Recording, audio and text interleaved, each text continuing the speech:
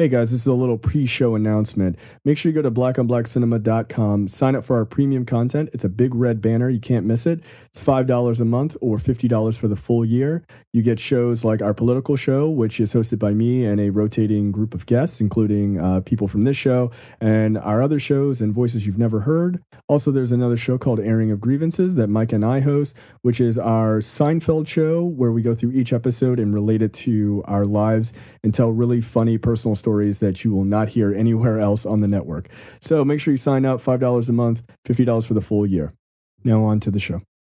You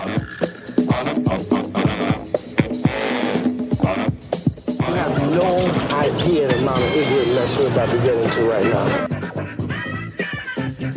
Sit your $5 ass down before I make change. Come on, pay and let's taste on it, you know? Hello and welcome to a brand new episode of Black on Black Cinema. I'm your host, Jay. I'm here with Micah. Hey. And Terrence. What's up? All right, so we are back. This is episode 81, Mississippi Damned. This is the 2009 American drama directed by Tina Mabry. The drama features Tessa Thompson, D.B. Woodside, Malcolm Goodwin, Malcolm David Kelley, and Michael Hyatt. It's basically about it's sort of based on a true story about the director's life growing up in Tupelo, Mississippi. It takes place in 1986 and 1998.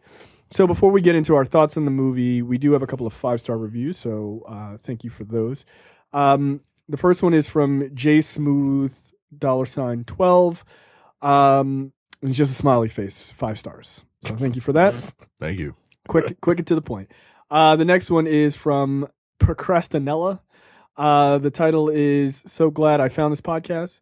Quote, I can't recall if I found out about your podcast from an article listing top black podcast you should be listening to, or if it was mentioned in a podcast I used to listen to. In any case, I'm so glad I found it. I'm starting from the beginning, but skipped ahead a few episodes as a few of the movies being reviewed I haven't seen yet. I am currently listening to the review of Coming to America, and you guys have me howling. Black and Black Cinema is officially part of my workday now. Can't imagine making it through the 9-to-5 grind without you fellas. Keep up the great work. Thank you. Thank you very much. Thanks. And last but certainly not least is from Defy21. The title is So Hilarious. Quote, I am weak from laughing so hard. This podcast is awesome. Smiley face. So thank you very much. All right. So make sure you get those 5-star reviews in on iTunes. As long as they're 5 stars, we will read them on air. Okay. So let's go around. We'll start with Micah. Your thoughts on this movie, Mississippi Damned? Well, first of all, I'd like to preface this by saying that the views and opinions expressed by these stank-ass, ain't shit, do nothing niggas in this film are not the views expressed by not just us, but like black men everywhere. Yeah. Like I would like to denounce and reject every black person and every black man in this movie. Yeah, man, because, wow. Actually, that's not true. We'll talk about it later, but go ahead. All right, this movie's really good, but it is some real shit. And I'm very glad I saw it, though. I do think that the title is inappropriate. I think the title should be called Murphy's Law. That's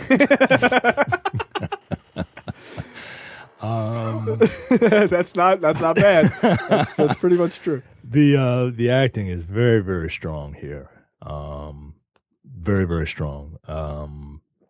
It takes you on an emotional roller coaster, but it just kind of goes downhill. And for every peak, there's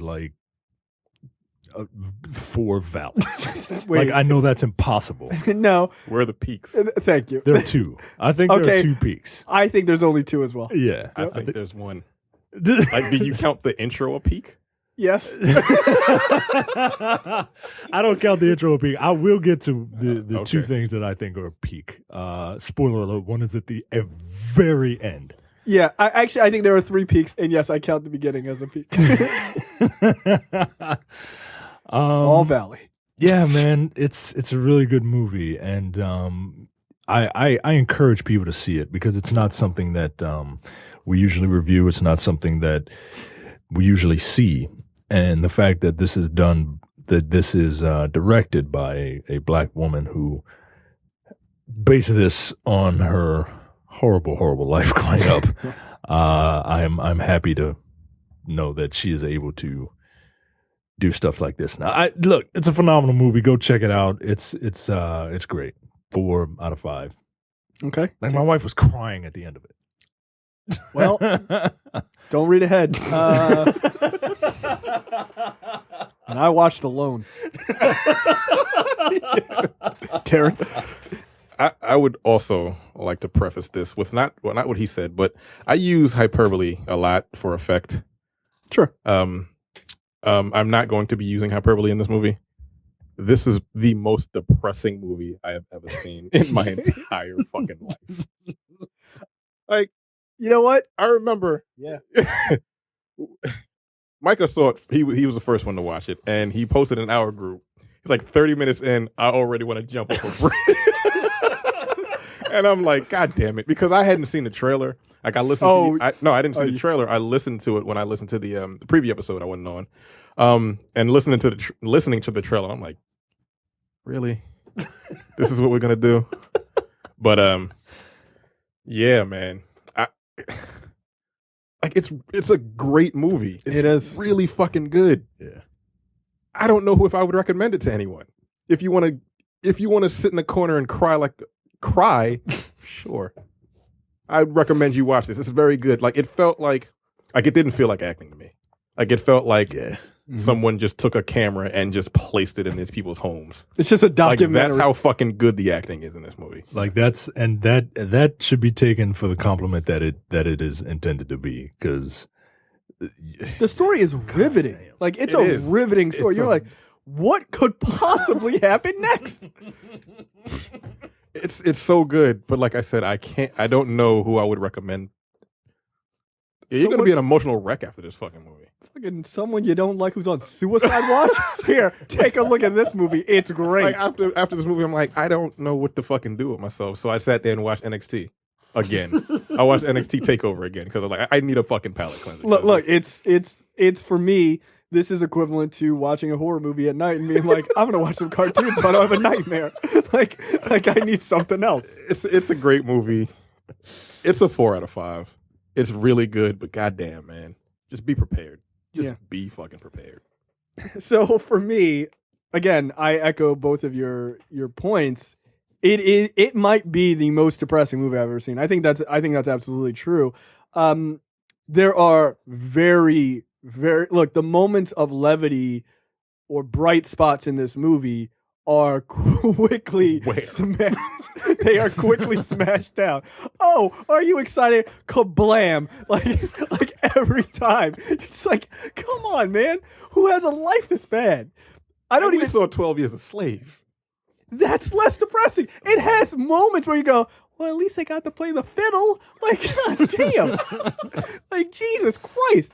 So, yeah, the movie is a rough watch. It really is. And it, by the way, it's on Netflix. And I highly recommend it. And honestly, I think that you will get a lot more out of this movie if you watch it. Like, a lot of our movies, like, we go through it enough that you can be like, oh, that sounds like an interesting movie. I would say if you're listening to this and you are already interested in what we're talking about, I would say pause the show, go watch the movie, and come back. Because the movie is, like Micah and Terrence said, the movie is absolutely filled to the brim with tremendous acting. Like, it is, there are no people in the movie where you're just like, they could have been a little bit. No, everybody, you're like, God, like, how did this movie get on no one's radar in 2009? Like, I mean, that's the thing that, if anything bothers me about this movie, is the fact that I had never heard of it until recently. Everyone should see. I mean, look, I don't know that it is quote unquote for everyone, because it is certainly rough. It talks about an experience that certain people just will not relate to. there's plenty of things in this movie that I don't personally relate to. Right. Like, I just don't. I don't relate to fucking 99.9% of this. Right. Like, goddamn- thank God. Like, But you know what I mean? we can appreciate it on a level that we know. You that know shit. people like, Right. you know people who have gone through some of, no, not all No, of them. yeah, Jesus not fucking. like they took every negative thing that ever happened ever Yeah. and condensed it into 2 hours of sorrow.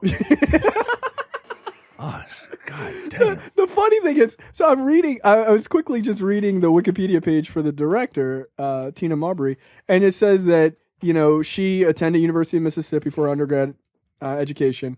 After seeing, and this explains it, after seeing Kimberly Pierce's Boys Don't Cry while an undergrad and also Love and Basketball, she determined that she wanted to go into film. Well, fuck, Boys Don't Cry might be one of the most depressing movies I've ever seen. Also, still has more levity than this movie. So, that makes sense. Yeah, but again, I think it's a movie definitely worth seeing. I think if you are a fan of film and stuff like that, you should see it. That being said, I think it's a 4.5 out of 5. Yeah, this is a great movie. It's a tremendous film. It really is. And it has like a 4.5 out of 5 or something like that on Netflix. Like it's really highly rated, which I was shocked to see. I was like, oh, good. Well, the people on Netflix aren't complete fucking assholes as they Like, would you give it a 5 out of 5 if it wasn't so goddamn depressing? I honestly, There's I feel nothing necessarily wrong with it. I mean, I actually kind of feel bad giving it a 4.5 because it is a fucking stellar ass movie. It's just, it destroyed me. And like, I think if I'm going to have one major criticism is that it doesn't balance. Like, as movies like this should have some level of balance to make those valleys really truly matter.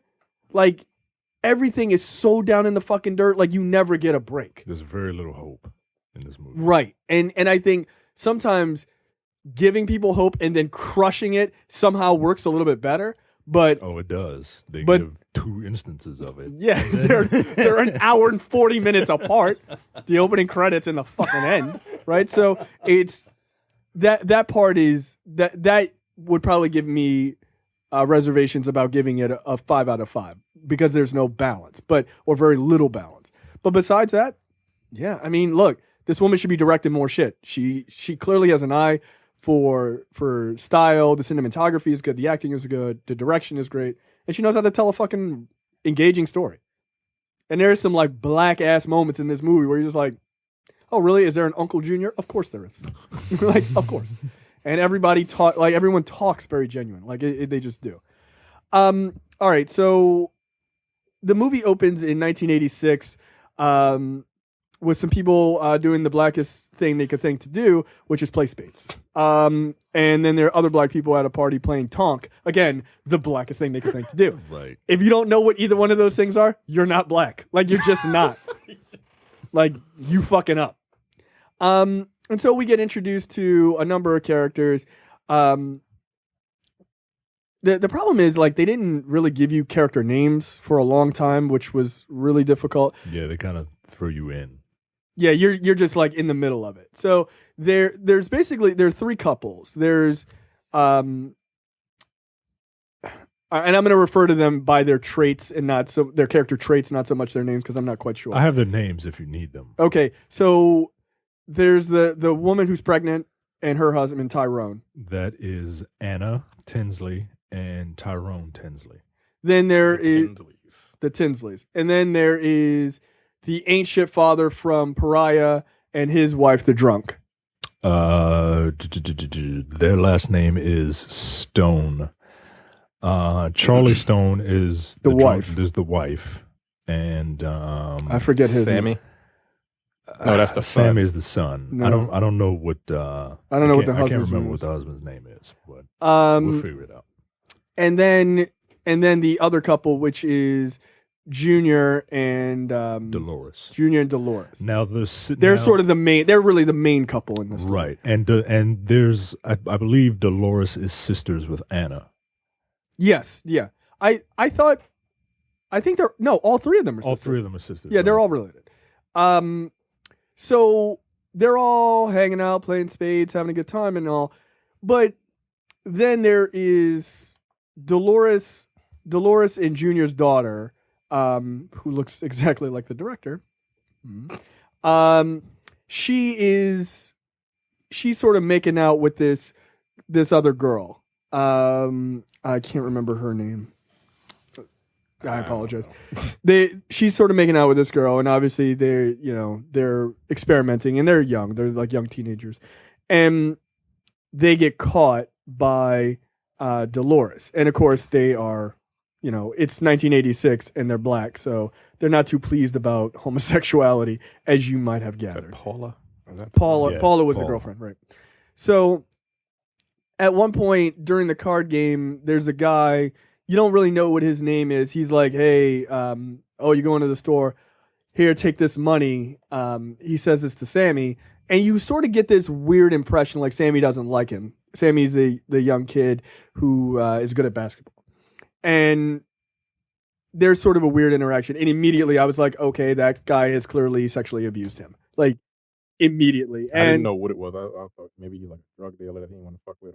But not in this movie. So, okay, before we even get into this, let us just preface. This movie literally does not deal with racism at all. No. And I thought that was actually really kind of interesting. Like, all of the problems of this family doesn't stem from, like, the white man doing anything. I mean, like, I guess you could argue, like, on a macro level, sure, like poverty, blah, blah, blah. Right. But not on a direct level. Like, none of their failings have to do with any sort of external forces. They're all internal forces, which is, I think, a powerful message about, how you can fuck up your own life. Yeah. Yeah. So Paula and Lee is the daughter. They're like messing around. They're like reading a Hustler magazine and like making out or whatever, and they get caught by the mother, and so that ends up not being a good thing. But right before that, Dolores goes over to Junior, who's playing Tonk with his buddy, and they're trying to Junior and his buddy, the sexual abuser, who we'll find out about later, is they're trying to pretend like they're not playing for money, so Dolores doesn't know that he's gambling, because apparently Junior is a gambling degenerate. Again, just starting off big. Yeah. Right? So Dolores like lets it slide, like, oh, I know y'all gambling, but that's all right. Like, I love y'all. It's cool. So we get the scene of Lee getting caught with the other girl, Paula, and then it sort of fast forwards to later that night where Dolores and Junior are yelling at Lee about being a lesbian and how she needs to get a job and all this other shit, and how that's not acceptable in their household. You need to stop acting like that, of course. And Lee fucking fires back at her mom and was like, you don't have a job. It's like, yo, what? So you're just trying to get the taste smacked out of your mouth. I see. Like, you must be smelling your drawers. Yeah. I was like, that was hilarious. One bright point. That's not even a bright point. It just was a statement. Oh, shit. Excuse me. So then, while they're yelling at Lee, Karen runs out of the house. She's young Tessa Thompson's character. She runs out of the house and she runs over to her aunt Anna's house, and she goes to see her like early in the morning. And so Anna like makes her breakfast, and like Anna is this pregnant woman. She's easily the sweetest person in the movie. Yeah. Like she's just trying to be a good person by her family and everything else. And while the rest of her family is just in shenanigans, although she's married to the biggest piece of shit guy. So Sam, the young kid, the young teenager, he wakes up in the morning and the house is a fucking shambles after the party. There is the toilet. Somebody shit in it. Somebody shit in it and just left it. They didn't give a fuck. Left it. Which if you do that, you're a repugnant piece of shit. The refrigerator's got no food in it. The house is just a straight up mess. I mean, it's like abject poverty. And he goes to check on his parents. His parents are like knocked out in the bed. By the way, his dad is just like straight up openly flirting with another woman. Right. Yeah, at the party. At the party. It's like, While he's sitting at the table with his wife straight up. playing spades. And the dude. One, you can get cut just playing spades. You gonna be trying to cheat too? Like, come on, man. Like, now, are we talking about The father from Pariah. oh yeah, okay. So yeah, that's him. What is it? That guy should be in more movies, by the way. He's a good actor. I like him. Yeah, he is. He is. How about you play a dad who isn't a piece of shit? Right. Now? Well, he wasn't. Was he a piece of shit in Pariah? We had a debate. Yeah, about remember that. he was cheating. Remember he was cheating on his wife. He was on the phone like, oh, I'm gonna come over. Okay. Like, I just remember him being Like, more, he- slightly more accepting of his daughter's life. he was more accepting. Like, he wasn't a complete piece of shit. This movie, he is a complete piece of shit. I got you. Like, he was like 30% piece of shit. Right in the Pariah. beginning of the movie at the party. I'm He's like, flirting with the chick, and then his wife is like, "It's not like I'm your wife or anything like that." He's like, "You're not." I'm like, "But she is." But she right? is, bro. She is. No, And he but just fucking leave. No, but was she though? Was she? Maybe not. Maybe not. Maybe they were just in a relationship, I guess. Yeah. Because Oh. he was like, what did he say to her? Something like, I don't answer to you or some shit. I Right. was like, like there's so many times in this movie, I was just like, really, nigga? You just gonna say that shit out loud? Oh, you said that shit under your Were breath. they Did you- married? I need to fucking find out. I believe they were, weren't they? I mean, I It was thought Willie they were. Roy. Is his name? Oh, Willie Roy. Okay. Yeah. So But so maybe when he wasn't.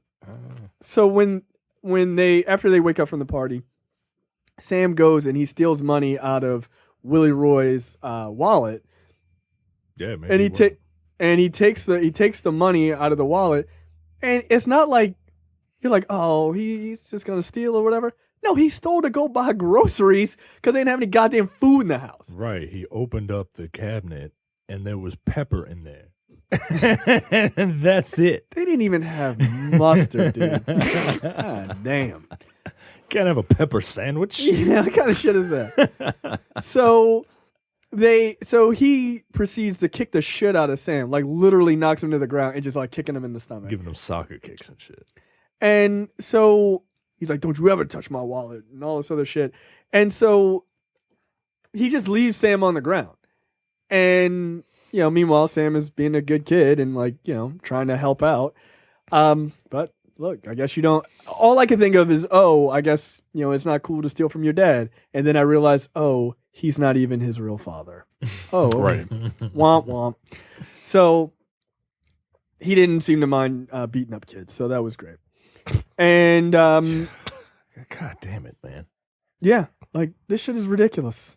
And so then we cut to Sam at basketball practice. Oh, actually, I'm sorry. Before that, we see Karen on the bus stop with a friend of hers. She's a little kid, and you see this kid's parents, and they're just like, oh, like they're good parents. They're like loving their kid, being Like a nice to them. house and shit. Yeah. And They have a there's- nice house like right across the street. right. It's not even in a different part of town. Yeah. And so that's her lifelong friend who appears later. And so, you can kind of see her yearning for like, wow, I wish my family was normal and not a bunch of assholes. And you'll never have that. Spoiler alert. So then we cut to basketball practice where Sam is clearly the star of the team. And the coach tells him that he's there's a college recruiter looking at him, even though he's clearly my size in the NBA versus the rest of these dudes. I mean, he's literally like 5'5", and everyone else is well over 6 feet. Yeah, he's like a whole head shorter than the rest of these dudes. It's like Muggsy Bogues standing next to fucking Michael Jordan. And so like this college coach is looking at him, even though he's a sophomore in high school, and he's like, look, you need to turn in your $50 to go on this trip. And Sam's like, oh yeah, my parents are gonna get that money to you. They're just waiting on the check. He's like, all right, like that's great. But of course his parents don't have $50 because they're poor shit. Like they just are. And that of course comes back to bite him in the ass later. So then you get to see you get to see Next scene is Lee coming to Paula's house. Right, and she catches Paula with this guy. Is it Duckett or Ducky? Dummy? Something like that? Yeah, he seemed dumb. And so she's like, I thought we were going to be together. And she's like, oh, no, this is just Duckett. And basically she's like, oh, I'm just kind of putting on airs for my mom. Like, yeah, your mom ain't here, but you trying to make out with this dude kind of hardcore. So, look, Paula is the classic character who wants it all every which way. Right. So, right. She's a narcissist. She's greedy. Yeah. Like every other bisexual. It's Polly. No, I'm just kidding. That's just hateful. You're greedy. You're something for the rest of us. So, yeah, look, I mean, this, I guess, this begins the downward spiral for Lee, who is clearly in love with Paula, but can't get her because it's 1986 fucking Tupelo, Mississippi. And even if it was 2016 Tupelo, Mississippi, it probably ain't gonna fucking goddamn thing. Yeah, they would they'd just be dabbing instead of doing the WAP, as they talked about earlier in the movie. So yeah, I mean, look, it's sad because Lee is clearly straight up wants to be with Paula, clearly is a lesbian and all that, but it just isn't gonna work out. And it's Paula's fucked up. Like Paula's toying with her. Yeah, it was really. I'm like, this bitch. She's a grimy bitch too. Yeah, no, she is, and Paula? I love that term. Like, the funny thing is about this movie is you didn't have to tell me that it was directed by a black woman because the black men are such pieces of shit in this movie. You know that is from experience, and she's just like, you know what, fuck these niggas. And look. Clearly, she probably had a Paula in her life. Like, you know what? Fuck this bitch too. Like, because she paints Paula Paula is an ain't shit nigga like the rest of them. Like, she just is. And you know, God bless you, Tina Mabry. I get it. So we cut to a scene. This is our first clip, which is Dolores going out. She's sitting there, like snapping peas. Which again, the movie's black as shit. And again, it takes place in Tupelo, Mississippi. So, of course, she's snapping peas with her sister. And then she hears like a truck drive up. And so she goes outside to see what's going on. And then this happens. You're getting cut off. But we paid the bill. Not according to our records. Ma'am, y'all owe $100 on the bill and you're 2 weeks late. My husband went up there last week and dropped off a check. Call the office Monday to talk with them about it. Look, hold on. Wait a second now. Here go my husband right now. Just hold on 1 second. Junior! Come here, baby. Come here now. What's going on? It's the electric man. Tell him you paid that bill. Just give us a moment, Lois. No, a moment for what? No, so you need to turn them lights back on, because y'all done made a mistake. You still got that receipt? No. Sir, look, sir, I just need you. Well, you ain't paid the bill.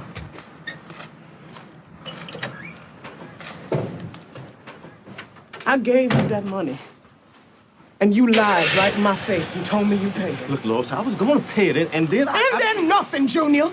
You took your ass up there with Pumpkin and you gambled it away. How you know I gambled it with Pumpkin? Is a gas man gonna come up here next, huh? Is the phone getting cut off? Fucking around with you, we ain't gonna have no water to wash our ass with. Shit, wait a minute. Don't you see me, baby? Look. I know I done messed up. But I'm gonna fix it. Lois. Stop fucking up and you won't have to fix it. Bars. That's a powerful line, man. That's a powerful line. Like this. Look, I think Junior is a fuck up, but I don't think Junior is a bad guy. The other guys in this movie, they're just fucking terrible. The other guys are evil. Yeah, like they're legit evil human beings. He's just kind of like he's a dummy. Like he just can't can't just quite get over the fucking hump. Like that is just his problem. He's a well-intentioned guy. He's a well-intentioned old black man. And look, there is a moment later in the movie, which I'm sure you two know. Like, honestly, like, I can't lie, dude. Like, that shit choked me up. Like, the scene with him and Tessa Thompson later on, I was just like, this guy, he's like a good guy. Like, he's trying to be a good guy. He's just a fuck up. Yeah. Like, he's just a fuck up.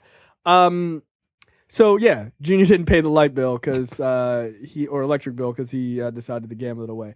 Now, what's interesting is he says, well, how'd you know I gambled it with so-and-so? Nigga, that's not really the question here. Like, stop trying to divert the conversation. That should just amuse me. I was like, really? That's your sticking point? Right. Like, right. It could have been Tim. It might not have been so-and-so. Like, really? Would you don't trust me? Huh? We need to talk about our trust issues. No, nigga. We need to talk about you gambling away the light bill money. Like, we can talk about the trust issues under all this darkness. Like, what the fuck? We better do it before the... We could do it by candlelight. A little bit more romantic, nigga. Like, no, bitch. I like that he was... fucking lights on. He was trying so hard to fucking divert that conversation. Like, no. Nice try. Then we get a scene of the three sisters, Charlie, Dolores, and Anna, basically talking about their husbands. And all three of them are just like, these three niggas ain't shit. Like, just straight up ain't shit motherfuckers. And you know what? They're not wrong. Like, they're just not wrong. And you get to see Karen is playing the piano. Carrie. Is it Carrie? Yeah, K-A-R-I. K-A-R-I. Okay. That makes more sense, actually. So, and at one point, I think it's Dolores is like, oh, stop playing the piano. You're giving me a headache or whatever. And Anna's like, no, she sounds great. You just keep going. You know, you're in my house. Proving again that Anna is always encouraging her, trying to make her, like, trying to push her further and further, which is brought up 1,000 times in this movie. And it's actually really great because she's one of the most sympathetic characters. And then there's the grandmother, who is the most like black grandma of all time. She doesn't give a fuck about anything, although she has her issues, as will come to find out. God, really? Like, damn, I thought you were cool, grandma. You done fucked up too. God damn. So there's a moment of, the three of them talking or what have you, and then it's like, oh, okay, they're all having a conversation. Nothing bad has happened. Cut to next scene. Charlie gets $100 docked out of her pay because she's always late and she's a drunk. Right. I love how she tried to justify this shit. She's like, I mean, I'm late every once in a while, but you're taking money out of my... I'm like, yeah, bitch. You're lucky you did. He said, you're lucky we're not giving out pink slips today. I was like, technically, your ass should be fired. You should. And she's like, but out in fastest worker don't fucking matter if you don't show the fuck up on time. Yeah. Congratulations, you're really fast. And in this previous scene where she was talking with her sisters, she says, shit, I'm late. Like, you're late to pick up your check. Like, what the fuck? Like, how are you going to be? You're late to pick up your check. How are you going to be mad that it's docked? And then she was about to walk out the door, but turned around to grab a Miller Lite that she was drinking. And before she goes, because she's like, oh, he even says, like, you come in late, you smell like you've been swimming in alcohol all night. Like, man, like, look, I can smell it on you, lady, through the screen. She looked like a drunk too. I was like, God damn, your life is shit. So, cut to the next scene where Paula and Lee are talking. And Paula is like, oh yeah, we should move to Memphis. Like, what did she say? Something like, we need to have like big dreams or something like that. She was like, moving to Memphis, Tennessee.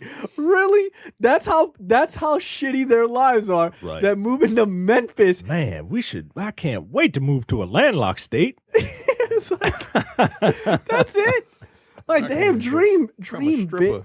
Yeah, become a stripper in Memphis. Yeah, not even like Magic City and fucking... Not Miami, not Vegas. Not L.A. Fucking Memphis. If so-and-so can make it in Memphis, I know we can. Like, wow, talk about thinking small. Look, no disrespect to Memphis, right? But it's just, like, is it really the pinnacle Like, it's not. Like that would honestly be like, man, I can't wait to move to Baltimore. Nah, bro. Yeah, exactly. Yeah, Anybody trying to move to Baltimore. right. Like, we're not throwing shade. Like, we just realize the limitations of the town in which we live in. Right. I had a conversation with my mom who was over her sister's house, and her niece was there. And her niece has a son, and who is my cousin. And her and the son are a bit estranged. And he moved to California. He moved to San Francisco. Good for him. And exactly. He moved to San Francisco, and he took a picture and sent it to his mom. And they were talking. They were like, yeah, I don't think Tony's coming back. And I told my mother, I said, I wouldn't come back either. Get out of here. San Francisco's a wonderful place. It is. You know what's not? Baltimore. Yeah, sorry. So, yeah, I get it. Yeah. But if you want to move out, go away, like, yeah, I respect it. That's good. right. Just, you know, but at the same time, let it be somewhere Memphis? not Memphis. Like, but no, I don't even think it's just Memphis. It's Memphis to become a stripper. like, it's not. I'm going to Memphis to start to create an app, so I'll be a millionaire. I'm going to University of Memphis to become a doctor. To play some instruments. Or something. Right. I'm moving to Memphis to shake my ass for dollars in Memphis, Tennessee. Look, stop shitting on her dream. It's 1986. That was as big as it got back then. God damn. That is sad. Yeah, so Paula's like, look, I'm gonna be taking my clothes off in Memphis, and you and I can be together. We can make $200 a night, which is not a bad amount of money, by the way. Bet you could make more in a different place. But although Southern rap music would have hit when she was much older, so she wouldn't have had all that Southern rap money coming to the old Memphis strip clubs. So Leah's like, yeah, this gonna be our plan. This is great. We're gonna save up, and we'll move out when we graduate high school. And so yeah, that's gonna be great. It's gonna be wonderful. And then, so we get another scene again. High-ish point, but not really a high point. So then we get another scene to beat us right back down, which is Anna and her husband Tyrone. This nigga, I swear to God. Tyrone comes in and she's like, oh, how'd the job hunting go? And he goes, they ain't hiring up there. They're racist. I'm like, really? Are they, nigga? Did you even apply? You didn't even try. You ain't even try. Like, he had a half-ass they're racist, even attitude, like, nah, they racist, I ain't even going. Like, no, man, if they were really racist, you would have had, like, little heart behind that statement. You ain't even have that. And so he's like, yeah, they're racist, they're not hiring. She's like, oh, okay. Because she's just like a sweet lady. And she's like, well, I talked to Junior, maybe he can get you a job at wherever he's working. And he's like, you put my business out on the street? She's like, no, I just told Junior and my sister, that you're looking for a job. And he gets so fucking mad. And he's like, I don't want Junior or that goddamn sister of yours to know my business. And so he was pretty fucking pissed off. And then you get this indication that clearly they have a physically abusive relationship. Because she looks fucking terrified, like he's going to swing on her, which he probably has.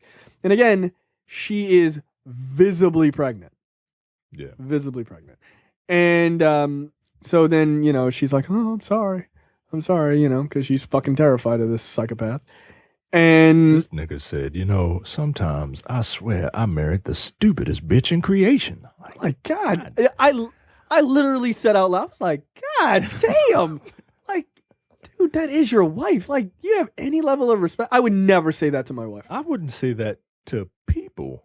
Nah, like, there are people I'd say it to. I can't think of anyone I would say that to.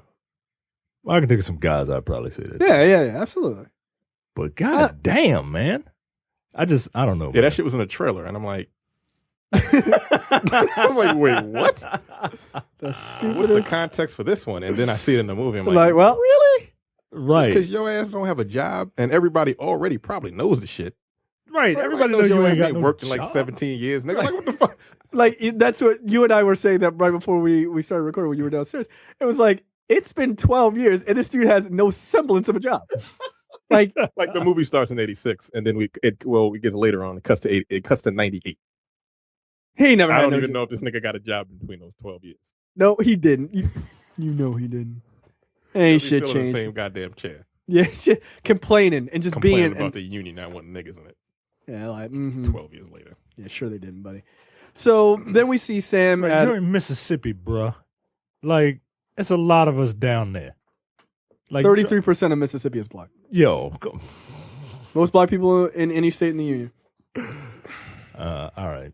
Next, we cut to Sammy playing basketball. Yeah, and it was like, hey, this is great. Like, oh wow, look at he won the Sammy. game. Sammy just won the game for everybody, guys. Oh, so that's one high, right? I don't even count it. I really 'Cause don't it- even count it. You know why? Because the low is so fucking low. You're just like, God damn. So Sammy wins the game. Right. Yay! That's great. This one guy. Let's remember, he still didn't get that $50 for his field trip yet. Right. Yep. He didn't get that $50 yet. And the dude from the party that was playing cards with Junior shows up. And he shows up to take him home.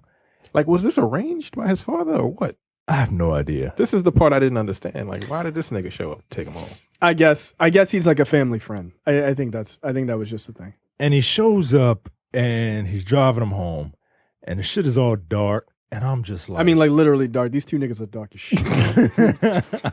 Like, luckily he's wearing a bright ass gold shirt. Otherwise, I wouldn't be sure who's talking. and I'm like you could see what's about to happen coming from a mile away. Oh, I was yeah. Like, God.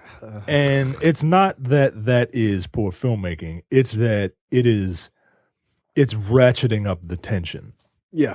And they're driving home, and dude is like, "Look here, Sammy. I sure hate to see somebody of your caliber not be able to go to basketball camp or whatever the fuck, right? Right. To this college or what have you. Basically, here's your $50, baby, but you gonna have to suck my dick." I'm like, whoa, bruh. And clearly this has happened before. Yeah. Clearly it's happened before. So I guess we should really talk about stuff like this. Like stuff like this happens in our community, and we don't discuss it.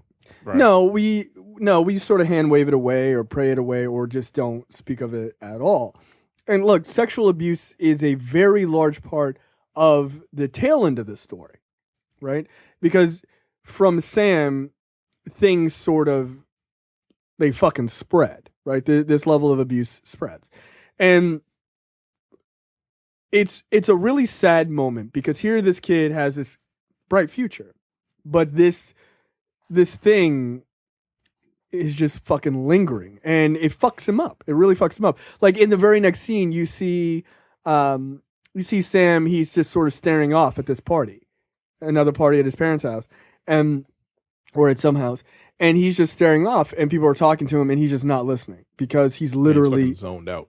It's just trauma. It's literal trauma. We literally had a thread I think it was a Black on Black Cinema Facebook group where some of the women in the thread, blackonblackcinema.com/fans. yeah, that Like I want people to join it. Some of the women in the thread literally just let their stories out of sexual abuse, and I'm just sitting in this reading this thread like, it's so fucking common. I'm sitting there like, I've led a very sheltered life. It's very common, man. It's very common. You know, it's some heartbreaking shit, man. well, it is. It truly is. You know, my wife did an art piece a number of years ago called 2 More Years, where she does like installation art, and it was about women always being told, like, you know, women who are trying to like work and, you know, not just be, you know, stay-at-home moms and that sort of thing, or just have kids right away.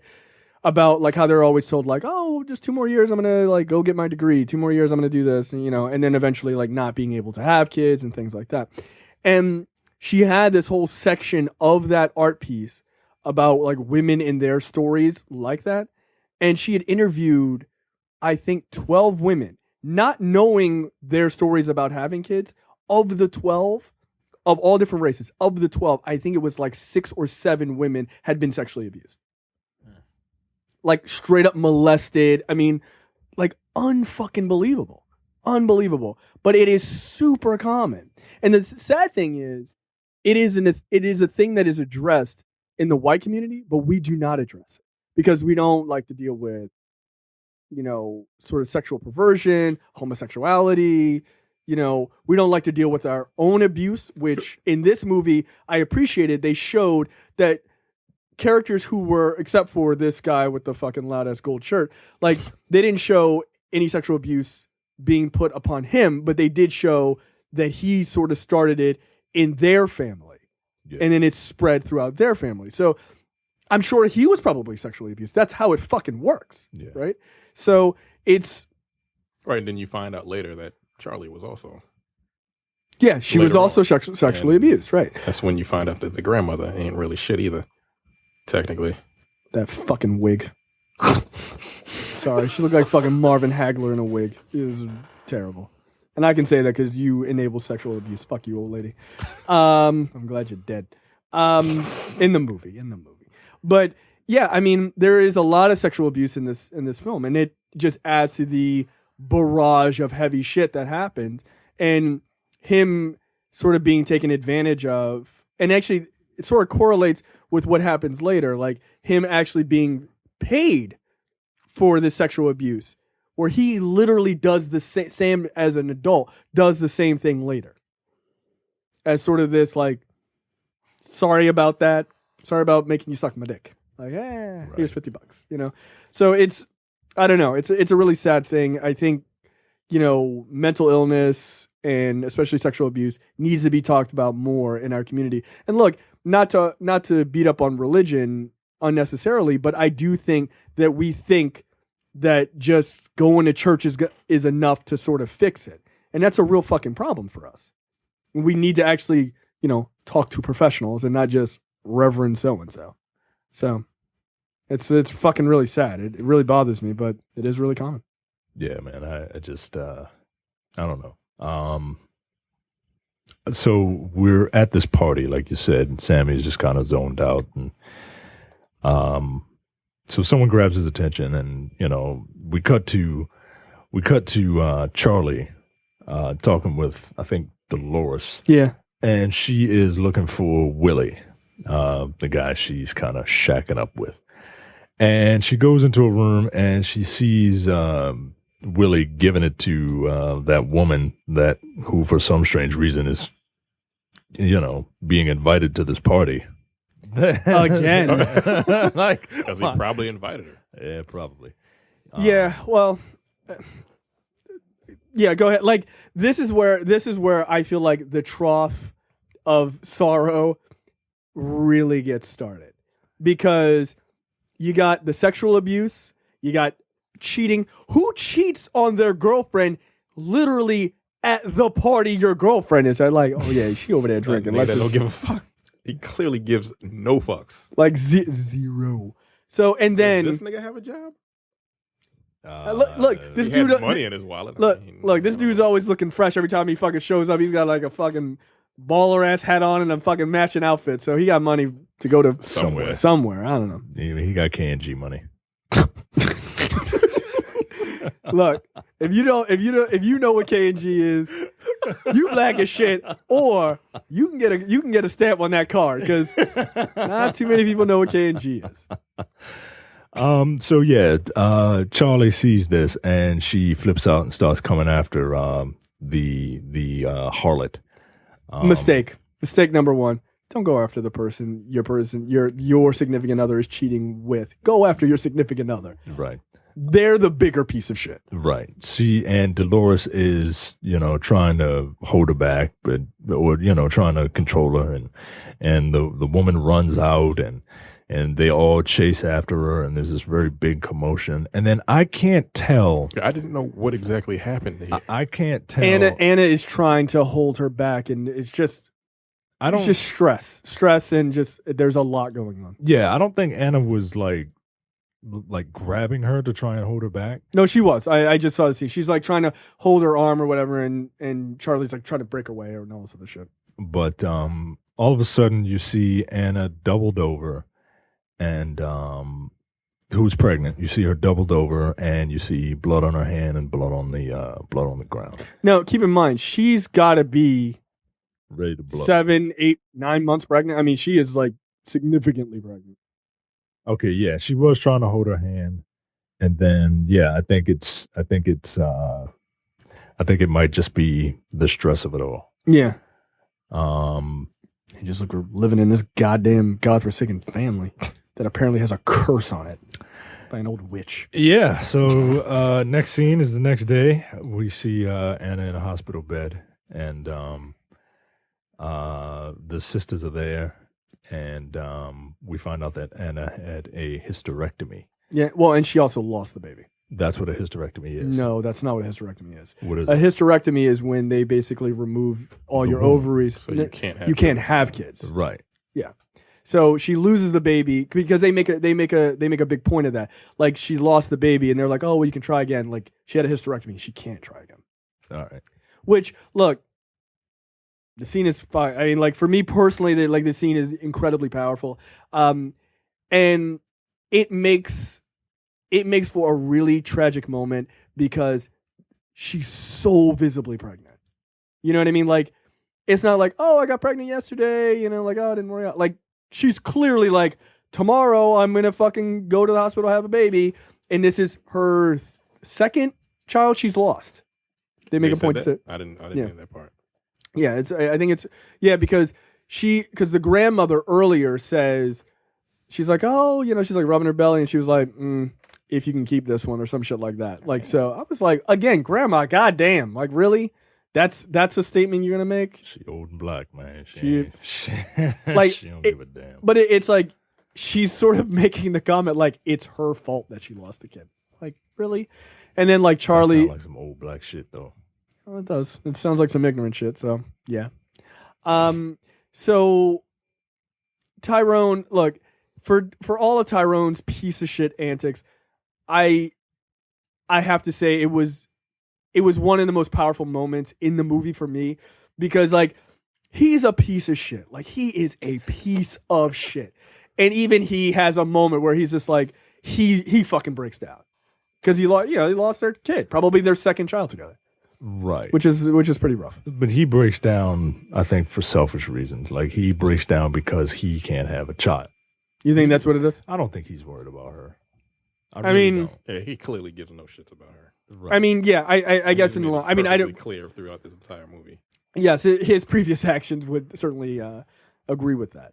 But I thought that was a pretty powerful moment, and just like personally going through something similar. Obviously, my wife was not like 9 months pregnant, but that's rough. Like, that's really rough. And it was the one moment I was like, oh, Tyrone, you're a human being. And then it's like, no. Yeah, no. Just wait 10 minutes. Yeah, give him 10 minutes and you're going to fuck this shit up. Wait till the very next scene that he's in. Yeah. You must be the dumbest bitch I never met. Like, the dumbest bitch in creation. Like, God damn, man. Take it easy. So then we go to a scene where Lee sees Paula at a fucking shake and bake. Or whatever black roller skate rink Skateland, whatever is near you. Look, if it's a shake and bake, again, you black as shit, or you can get a punch on that card. From Baltimore. Is shake and bake only is that only a Baltimore thing? I've only seen them in Baltimore. I've only seen that one. Dude, it was called. That's the most ridiculous thing. It was literally named after what you did with chicken. Like they straight stole the name from how you made chicken. Fucking shake and bake. God damn. So like Lee comes up behind Paula and she rubs her on her hip. She's like, hey girl. She's like, bitch, what you doing? You can't be a lesbian. We in Tupelo, Mississippi, out in public. Don't blow my entire spot up. And Paula's like, nah, bruh. We don't have any plans. We're who said I was going with you to Memphis to be a stripper? Like, she just straight changed. She flipped on all that shit. And Lee visibly looks crushed, obviously. And then she was like, me and Ducky getting married. We doing it after graduation. Like wait, what? Right. I'm like, wait. Like, bitch, it's been 15 minutes. You change your mind already. Like, even I was like, wait a minute. Didn't you just say? Oh, you Now, these people are you a what? bitch. These people are what? 10th graders, 11th graders? I thought they were. They're probably I thought 11. they were They're like they're either probably maybe even juniors. seniors. Yeah, because they're older than Sam. Okay, so Lee's definitely older. do you chalk this up to her just being ain't shit, or do you chalk this up to her like experimenting and now finding herself, or do you chalk this up to her just being dumb and she's like, well, he asked me to marry him and I'm gonna do it, or do you chalk this up to her just stringing Paula along, or all of the above? I think it's a little bit of all of the above, right? I think she I think she is interested in women. I think she's bisexual, where Lee is clearly a homosexual, just straight up. I think that she is experimenting because she's young and she's trying to figure herself out and all. And I also think that they live in Tupelo, Mississippi in 1986. And when push comes to shove, you really gonna have a lesbian relationship with this girl? Again, in Tupelo, Mississippi? I don't think so. I mean, I'm inclined to agree with you, but Oh, and she also ain't shit. Right. Like you ain't shit, because you don't need to treat human beings like that. Like I'll give you the benefit of the doubt in that you were experimenting and you didn't really know what you want. Now you do. But you gotta let this person know, man. Like I just you ain't shit, Paula. Get out of here. Yeah, no, like she really isn't.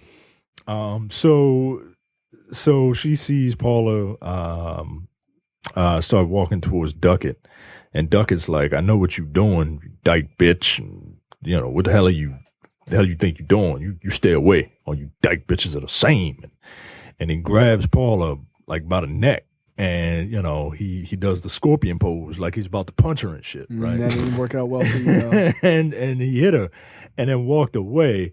And then Lee did some shit that, I would straight up do. Like, I would run and hit that nigga in the back of the fucking head. Oh, yeah. You better There's get no the such thing fuck as out of here. There's no such thing as a fair fight. This ain't UFC. Right. Ain't no rules. We ain't getting paid. Get the fuck out of my face. No, this is winner take all. This is a straight up fight, or as Rob would put it, foreplay. I only did all that shit just to slap. That was good. That shit's true. So Rob beats women. So we for sexual pleasure. So Lee is picked up by Junior, her father, from, I presume, jail. Right. Because they said it cost $600. Yeah. And they have a conversation, and Paula started getting smart, and Junior's like, you ain't, don't think you ain't grown enough that you won't get smacked in the face. And the second Paula opens her mouth, Junior slaps. The second Lee opens her mouth, Junior slaps the shit out of her. I mean, like, if you blink, you will miss it. That shit was quick. Like that, like he could have took some lessons from Bruce Lee. The way that thing. I mean, goodness gracious, man. Sometimes you gotta get smacked. So they get into an argument. By your daddy. Junior tells Lee to move out or get out, and yeah, he forces her to leave. And Lee leaves. Again, this goes back to like back to. God damn, that smack was fucking serious. Like, Slap the shit out of her. Sit your ass down. He's a big dude. Right, I was about to say he's a large individual. This guy's got a lot of tricep meat.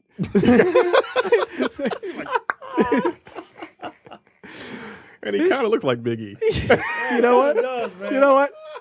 They need to recast this movie. They need to redo this movie with WWE stars. Big E is fucking Uncle Junior. But this also goes back to the whole conversation we had with the movie Pariah, which I believe was episode 6. Young gay kids being kicked out of their parents' house for their lifestyle or their who they are, not even lifestyle. Do you think it was because of the? Do you think it was because she was gay? I read that as disrespect. Right. I read that as complete. I read that. All right. Maybe I'll give you a little bit of both.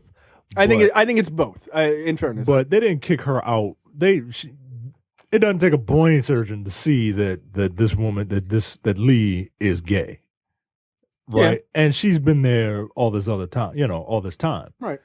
I mean, but they just got confirmation seeing her with a girl, right? Because they saw her at the party. They saw her at the party. No, I know. I'm saying at this point in time, they've seen her with the girl, so it's confirmation, right? Because you can sort of hand wave shit away if you don't see it, and then they also have this incident, right? So it's like one just stacks on top of another. I think a lot of that is just the utter lack of disrespect, but not to belittle your point. Like, yeah, people do get kicked out of their house because of what they were when they were born. I don't think I would ever kick my kid out of my house if they would have to be a pretty extreme thing. It couldn't be these two reasons. You know what I mean? Like, all right, you got arrested for kicking the shit out of some kid. I'd be like, good job. Right. You beat the shit out of some nigga who punched you. Like, yeah, good. I mean, I think they're more angry at the fact that it cost $600. And that. Yeah, that's $600 they don't fucking have. Right. Like, not at all. She might have been in jail for a little while. I'm like, cool your heels. Right. You got no money.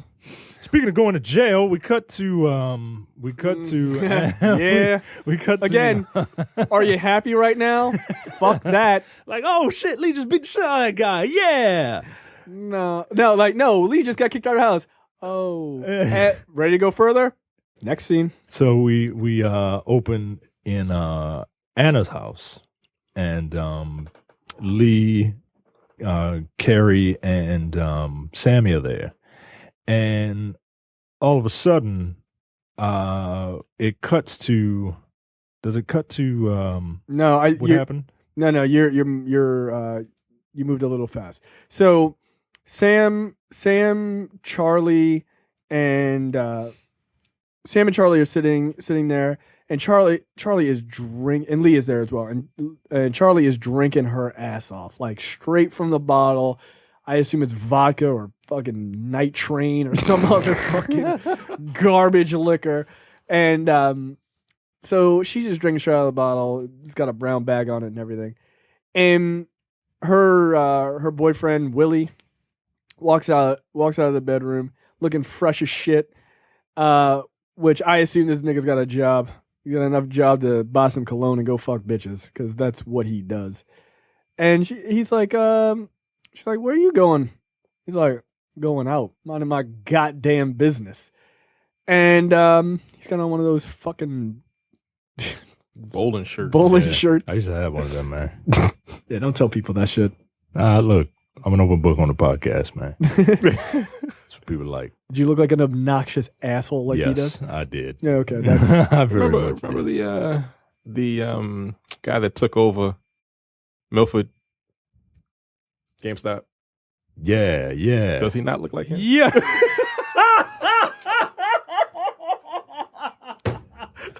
God damn it, I wish I remembered that guy's name. Oh, I know exactly what his name is. It was Alonzo. Yes, that's right. And that dude, like that dude. And that dude used to work at a hat store. Ugh. Oh my God, man! So he's the worst. He's kind of got the same mannerisms and everything. Yeah, just kind of like, is he a piece of shit too? Kind of dirty, kind of like I don't really trust that dude, man. Yeah, he looks just like this nigga.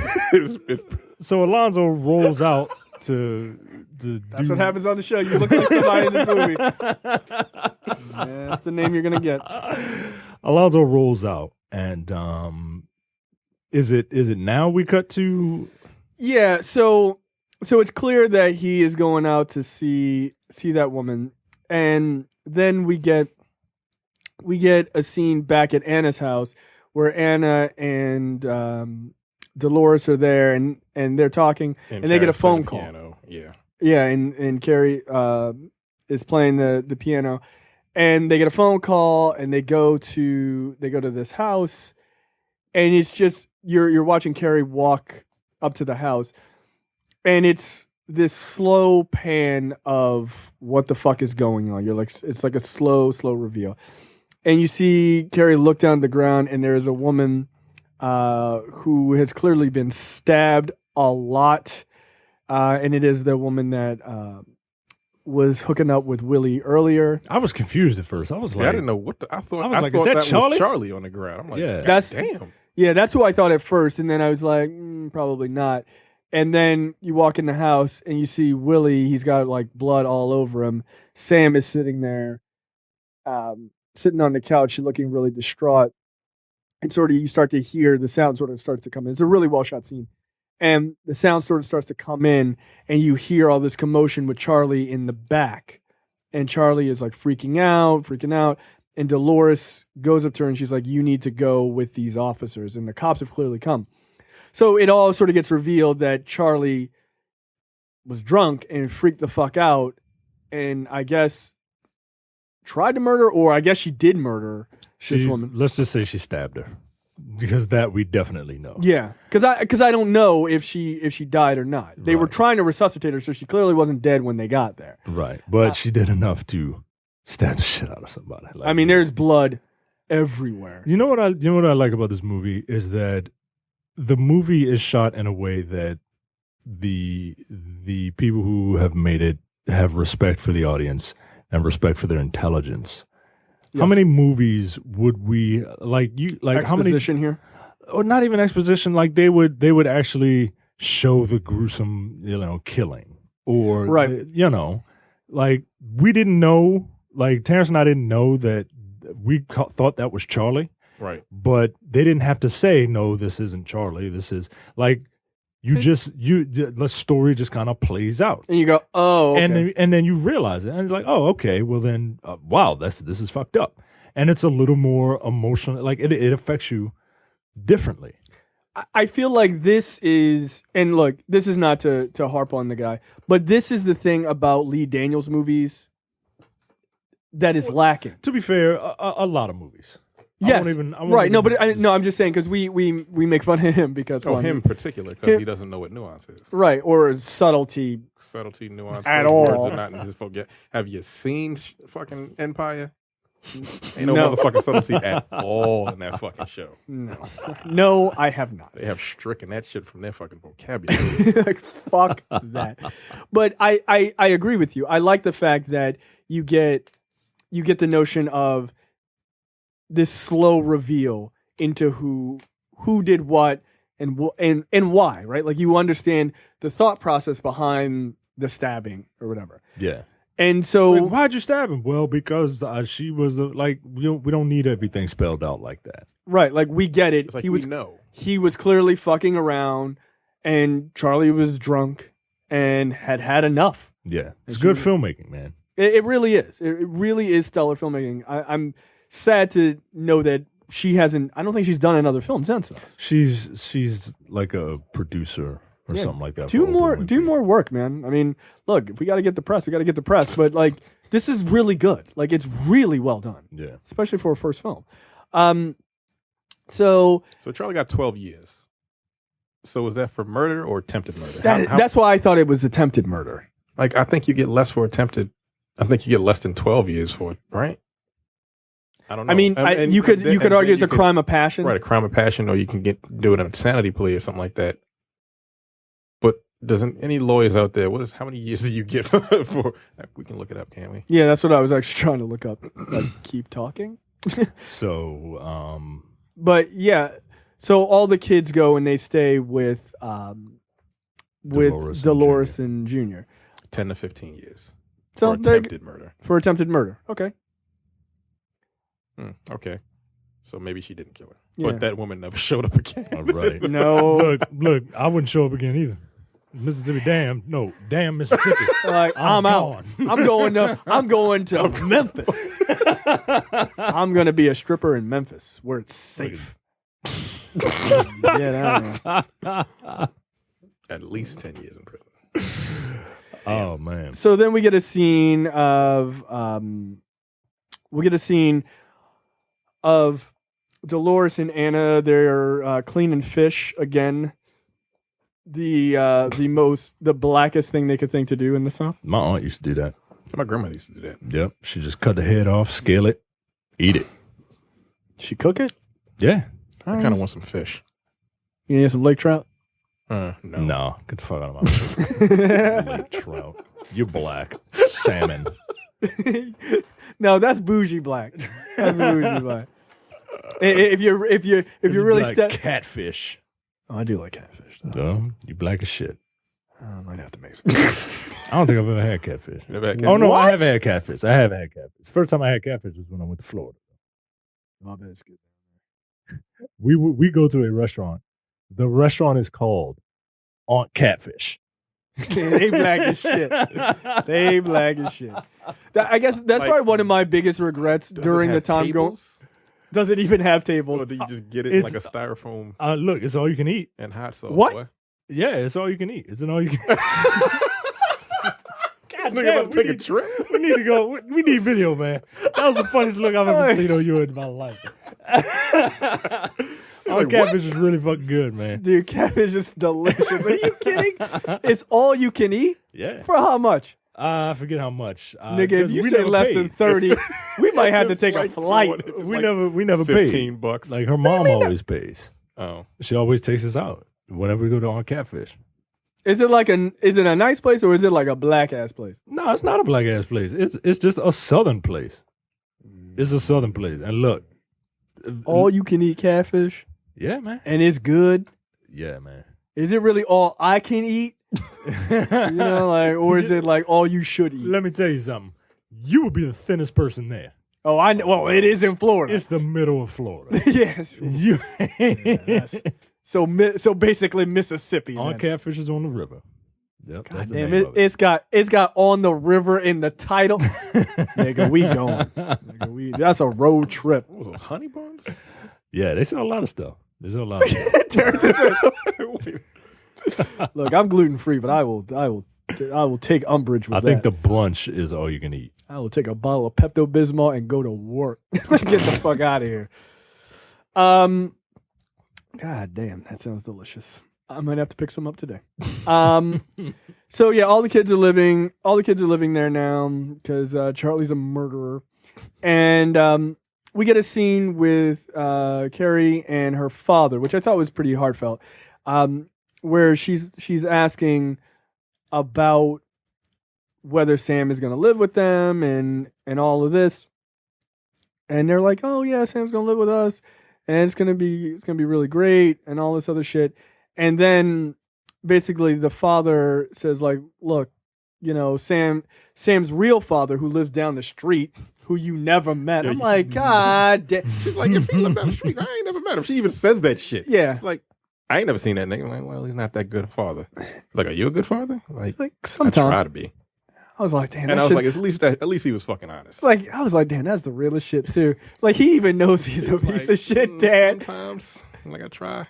Sometimes you got to gamble that rent money away. Like, oh, come on, Junior. God damn, get it together. And his name is Junior.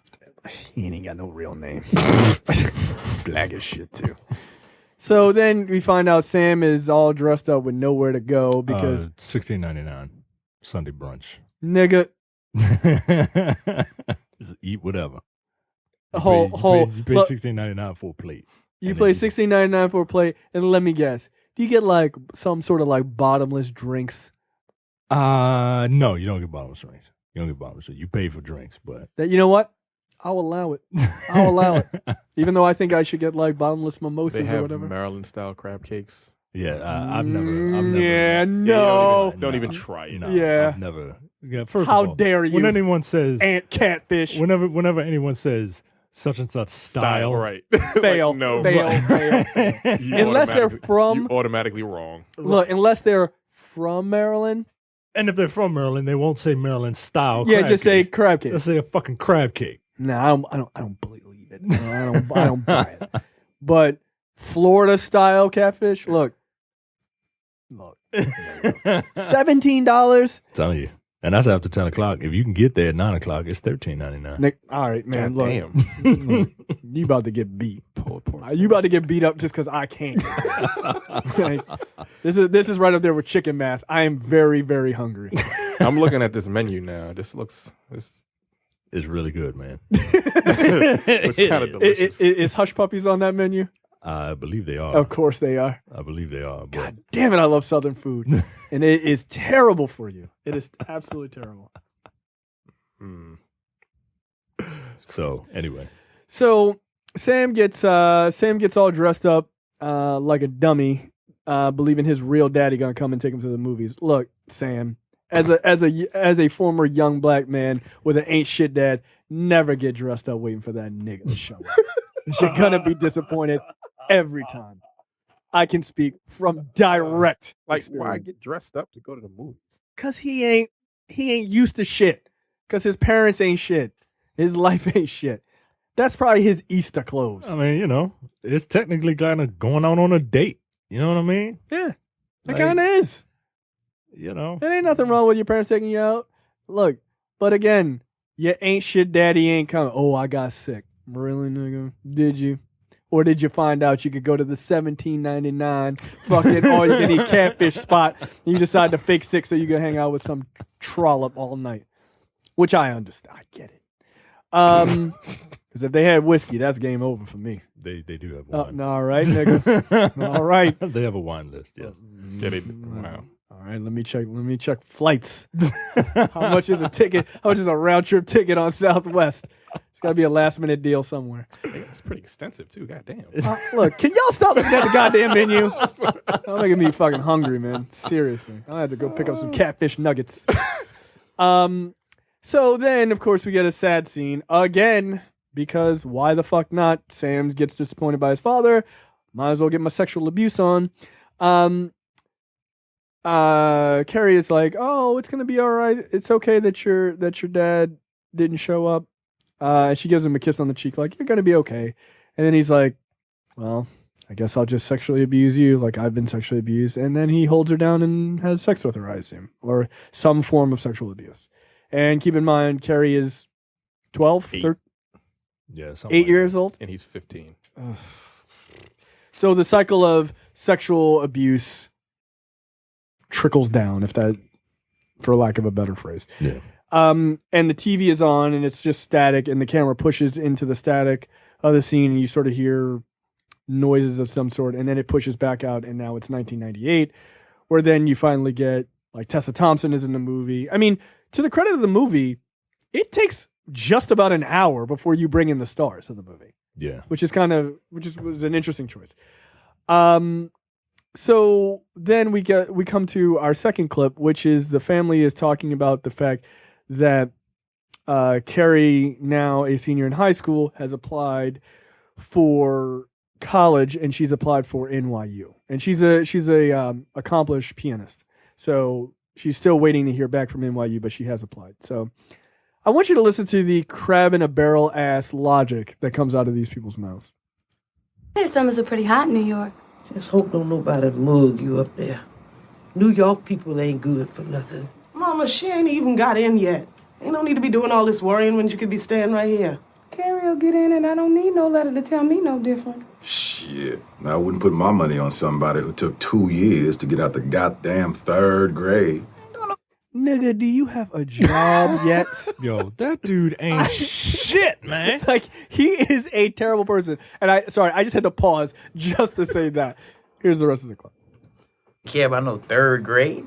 Didn't stop her from getting straight A's in high school, right?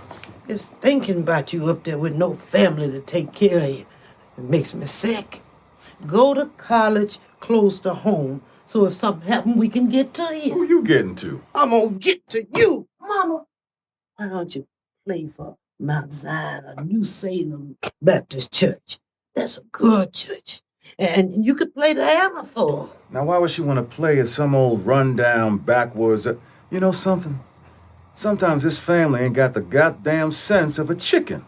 And you ain't got the sense of an egg coming from a chicken's ass.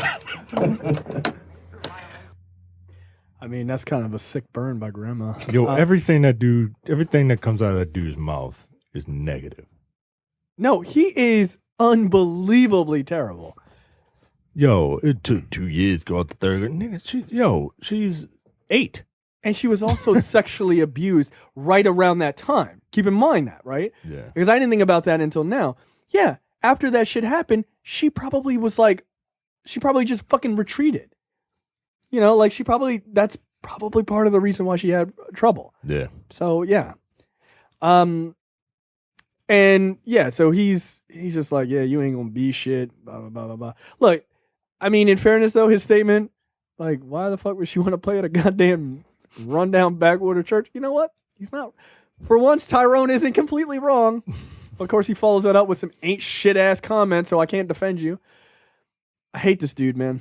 I hate this dude, man. I hate him. He's a terrible fucking person. I hate you, nigga. I hate you. Like, I do. The only person, like, holding her down is her fucking buddy from across the street. I didn't even recognize. I didn't know that was him. I thought that was her boyfriend or something. Yeah. I even wrote that shit down. It didn't dawn on me until the end of the movie that they were the neighbors from across the street. Yeah, right. Yeah, the grandmother clearly does not like Tyrone. Good. I don't like his ass either. And you know what? Spoiler alert, I don't like your ass either, Grandma. Fuck you. So, of course, we catch up on what everybody's been up to in those 13 years. Dolores has cancer. Anna has diabetes. Fucking of course she does. I can't believe nobody has sickle cell anemia either. Jesus Christ. For our white fans, that's pretty much black people have sickle cell anemia. That's almost exclusively black people. Yeah. I knew a guy who had sickle cell anemia. You'll like this because it's slamming on religion. I knew a guy who had sickle. I know this story. It's not funny. It's fucking horrible. No, it's not. And he needed treatment, and he went in the hospital. He needed a blood transfusion, and he's a Jehovah's Witness. So he said, "No, I don't want anybody to give me a blood transfusion. I don't want it." And like most people staring death in the face, most people don't want to die. So he was like, you know what? I changed my mind. Give me that blood transfusion quick. And it was too late. And Chuck passed away from his complications with sickle cell. So I just wanted to bring my own little negative sorrow story. Thanks. While we're what's purging. What's another body what's another body amongst millions, right? Right. To quote Rorschach from Watchmen. It's hey, it's been 13 years. Yeah, fuck it. Who cares? Or 12 years. Everything is terrible. Everything is terrible. Tessa Thompson's character is the only one who has done any sort of growth, but of course she's completely stagnant because of her sexual abuse and in her life. She also has a savior complex. She does. She's trying to fix the entire family. She's trying to fix everybody. She's taking it upon herself to fix everyone. And later on in the movie, people say, you want to help us, then you need to help yourself. Like, you need to get the fuck out. Yeah. You can get out of here. So, clearly, Sam hasn't been back home in 2 years. He was in the NBA. Yeah. He had all this money. Then he comes back and, he hugs Carrie, and she's just kind of like, no, nigga. Like, not interested in your ass at all because you're my sexual abuser. Understandably. And, Sam comes back. He's got like a Mercedes, like he's balling or whatever. He's got like new shoes, like, oh, these shoes ain't even out on the market. He's got a nice shirt and shit. And I'm thinking, oh, okay, this guy's like successful. That's cool. So he made it out. Nope. Sure didn't. He did, technically, but then. He did, but then he. Welcome back, nigga. Yeah, he suffered a career-ending injury. Well, and he also squandered his money. And he didn't know what to do with his money. And I mean, come on, man. Like, all right. So he's here and he's delivering presents, and then we cut to a scene of Carrie with the neighbors. Keep in mind, right before that, Lee gets a second notice that her mortgage is due. Yeah. On her trailer. I was really sad when I saw that because what a hollow, what a sorry existence that is. Like, you're living in a trailer and your only company is the radio. Yeah. Like, I felt really bad for her, but at the same time, like she's disturbed. She's disturbed mentally. Yeah, she has an obsessive personality. So, which I thought that was sort of lacking going into that.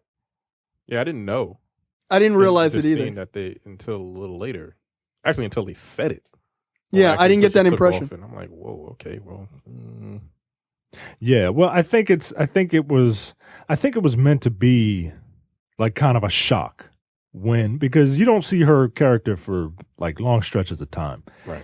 And I think it was meant to be shocking, which is why it wasn't like really brought up in her childhood. Like, yeah, you kind of see like in hindsight, you kind of see like, yeah, she is kind of sprung on this chick, right?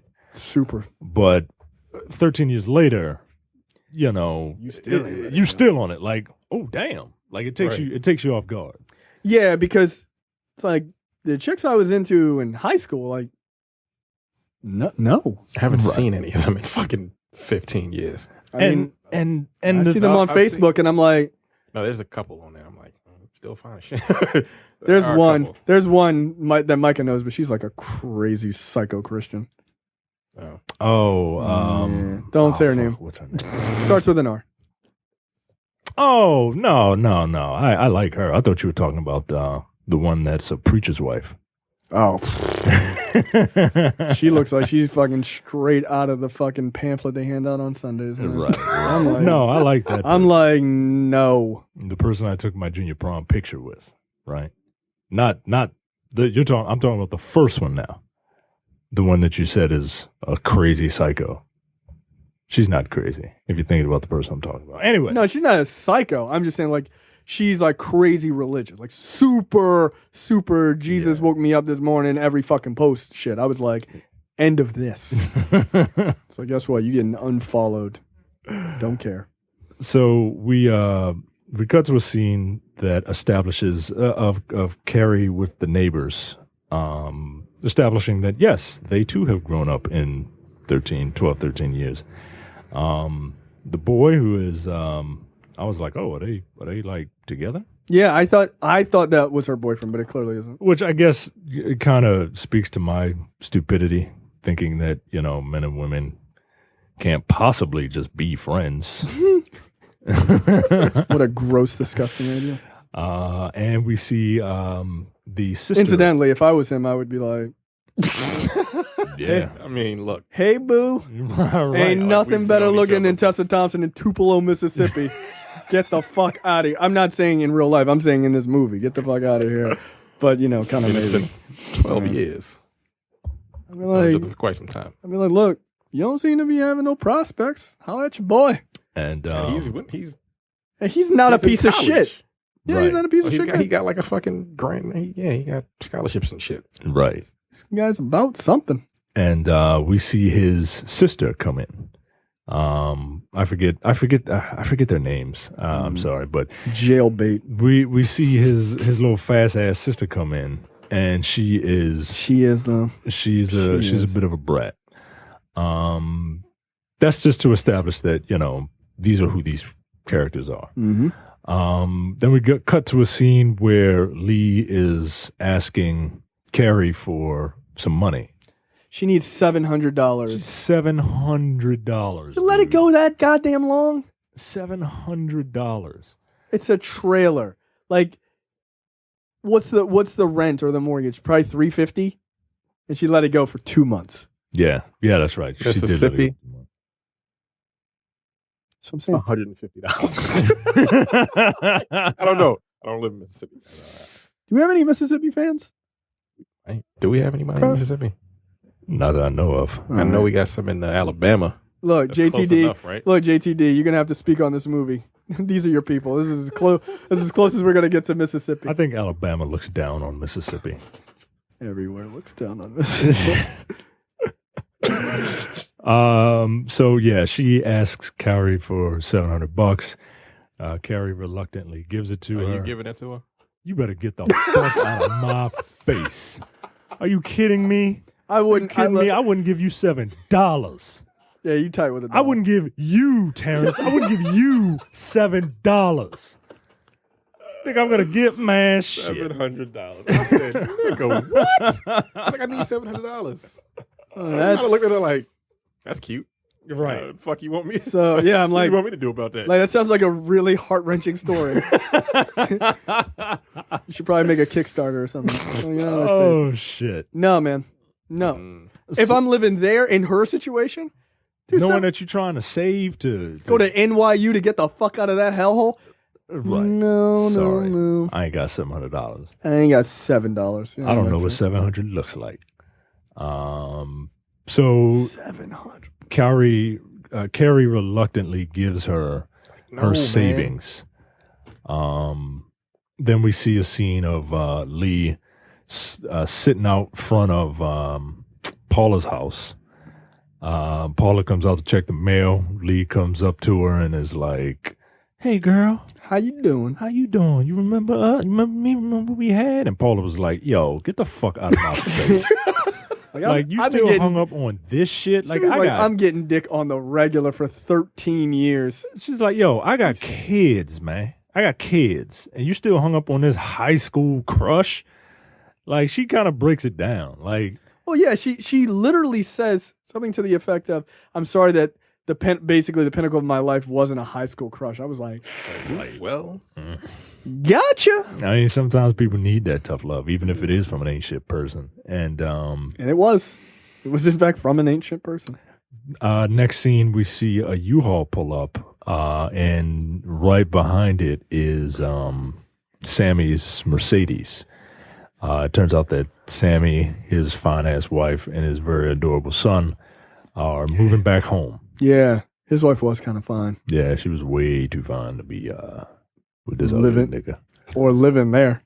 Like, mad. That would have been a divorce. It just would have been. Like, sorry. Let's move back to Tupelo, Mississippi. No. I'm not going to do that. Like, in the fucked up thing is Sam, like, does a fucking full reversal the second he gets back. He just falls into, like, the ain't shit nigga mentality, like, overnight. Well, I would argue that he always was. Well, yeah, I guess because he blew all their money. Right, he blew all their money. Like, he didn't know what he was. All of it, to the point where he's got to move back into this trailer with his father. You couldn't save some of that shit. This is a fucking NBA career, dog. Right. He applied for Ace Hardware, not even Home Depot. Like, what? I would just like to point out that Home Depot, I'm pretty sure, pays more. There are like 300 people in the NBA. How many players are there in the NBA? How many teams are there? 30 something. There's like 32 teams. Yeah, 30 something, and then a like roster 12 people per team. Something like that. Yeah, that's like 320 people. He was one of them. Like the starting salary is like is at least 250, and this nigga was like a star player, right? Yeah, he was well known enough to be spotted in Ace Hardware. How do you blow all that money to the point where you can't get an apartment living where you played? Right. At the very least. Right. And let's say you play at, like, what's the shittiest town? So just for reference, the league minimum in the NBA in 1998 was $242,000 a year for rookies and $272,000 for veterans. So let's say he went to college. He graduated from college. He would have gone. He had made it to the NBA like 1992. Right. And let's say he went to Detroit. The Pistons. Like, so he was playing for like 7 years. The Detroit Pistons had a total in 1997-98 team cap. Detroit Pistons had the third highest, 24,876,625. Is that where all the money's going? It was going to this guy. And fucking RoboCop statues and shit. Fucking RoboCop maintenance. RoboCop maintenance. So he couldn't save any of that money. Like a 7-year career, he couldn't save any of that money. He was a loser, dude. I mean, look at Alvin Iverson. He's broke. Is he? Pretty much broke. I think he had a friend who like stowed away like $25 million or something like that for him. But if his friend hadn't, without telling him, he would have been broke. God damn. Well, maybe. I mean, you got to remember, how smart is Sam? I mean, this is the thing. Like when people say, what's that fucking boxer? Floyd Mayweather? Oh, he's so rich, he's so rich. Yeah, let's wait until after he stops boxing. He dumb. That nigga can't read. Well, he dumb, is but dumb, but got he enough surrounds people around himself. him that knows He how to surrounds deal with his fucking himself. money. Like, granted, he's You think so? Yeah. I don't The think he's fucking gonna- money team, Now look, all those now dudes look. he pays to hang out with him. No, look. I don't think he's gonna go broke. I don't think like that I nigga, give it but 10 years, dude. I give it 10 years after he stops boxing. No, I don't think he'll. I don't think he'll go broke. I hope he goes broke. Right. That's you what want that him shit to. is. Right. That's you what want that him to go shit broke. is. I get it, but I don't particularly think he's gonna go broke. I'm a shoe-in for hater of the year. Fuck Floyd Mayweather. I don't like that dude. He's a bit Oh, I'm sorry. I was wrong. The Detroit Pistons had the third lowest total salary. Chicago Bulls was $61 million. The New York Knickerbockers was $53 million. All right. Well, next up, so we established that Sammy is moving back home. This is some sad shit. I actually didn't want to think that's what was happening. I was like, oh, is he moving his dad somewhere? Nah. Nope. Welcome back, boy. Right. No. Try to get away, but you can't. Sammy's father Because kind of you looks were like the guy who cuts my grass. He kind of does. Yeah, he kind of does. Cut Damn, to his a wife scene his wife is a good looking lady. Cut to a scene of Carrie taking Charlie to Carrie's job to see if she can get her a position because, she's an ex-con for at least attempted murder. For murder. Yeah. So while she's there, a friend comes out of the restaurant that Carrie works at and starts striking up a conversation with Charlie. Friend is like, "Oh, hey, come to this little house party we got together. You know how we used to do." And Carrie's like, "I don't know. Okay." Yeah, it didn't take much. It didn't take much for her to get convinced to go. And she kind of falls back into her old ways. She starts smoking and drinking, and this dude who picks her up is the worst. Like this dude got Corinthians written all over him, man. Like these little cheesy ass lines and shit. Like he must have just watched Shaft 2000 and was like, "Yo, I'm gonna try these lines out." Corinthians. So Corinthians, if you don't know, if you're not, Corinthians got some of the best fucking hot wings in the world. But continue. Yeah, Corinthians is is like an old head club, basically in Baltimore. It's where old people go to get some old people fucking going on. Like, it's where 50 and 60-year-old black people go out, still trying to make something happen. I guarantee my dad is at Corinthians every goddamn Saturday. If he's not there, he's at fucking Vulcan Blazers. Or the 5 Mile House when that used to exist. That doesn't exist anymore? Oh, I don't know. I thought still it exists. It's still there. Yeah, it's still there. That It's nigga is still there, yo. My dad used to go there all the time, man. They probably know each other. They might. They probably do. God damn. The one thing I can say about, like, they pull up in some nice vehicles. Like, it's not like they're broke.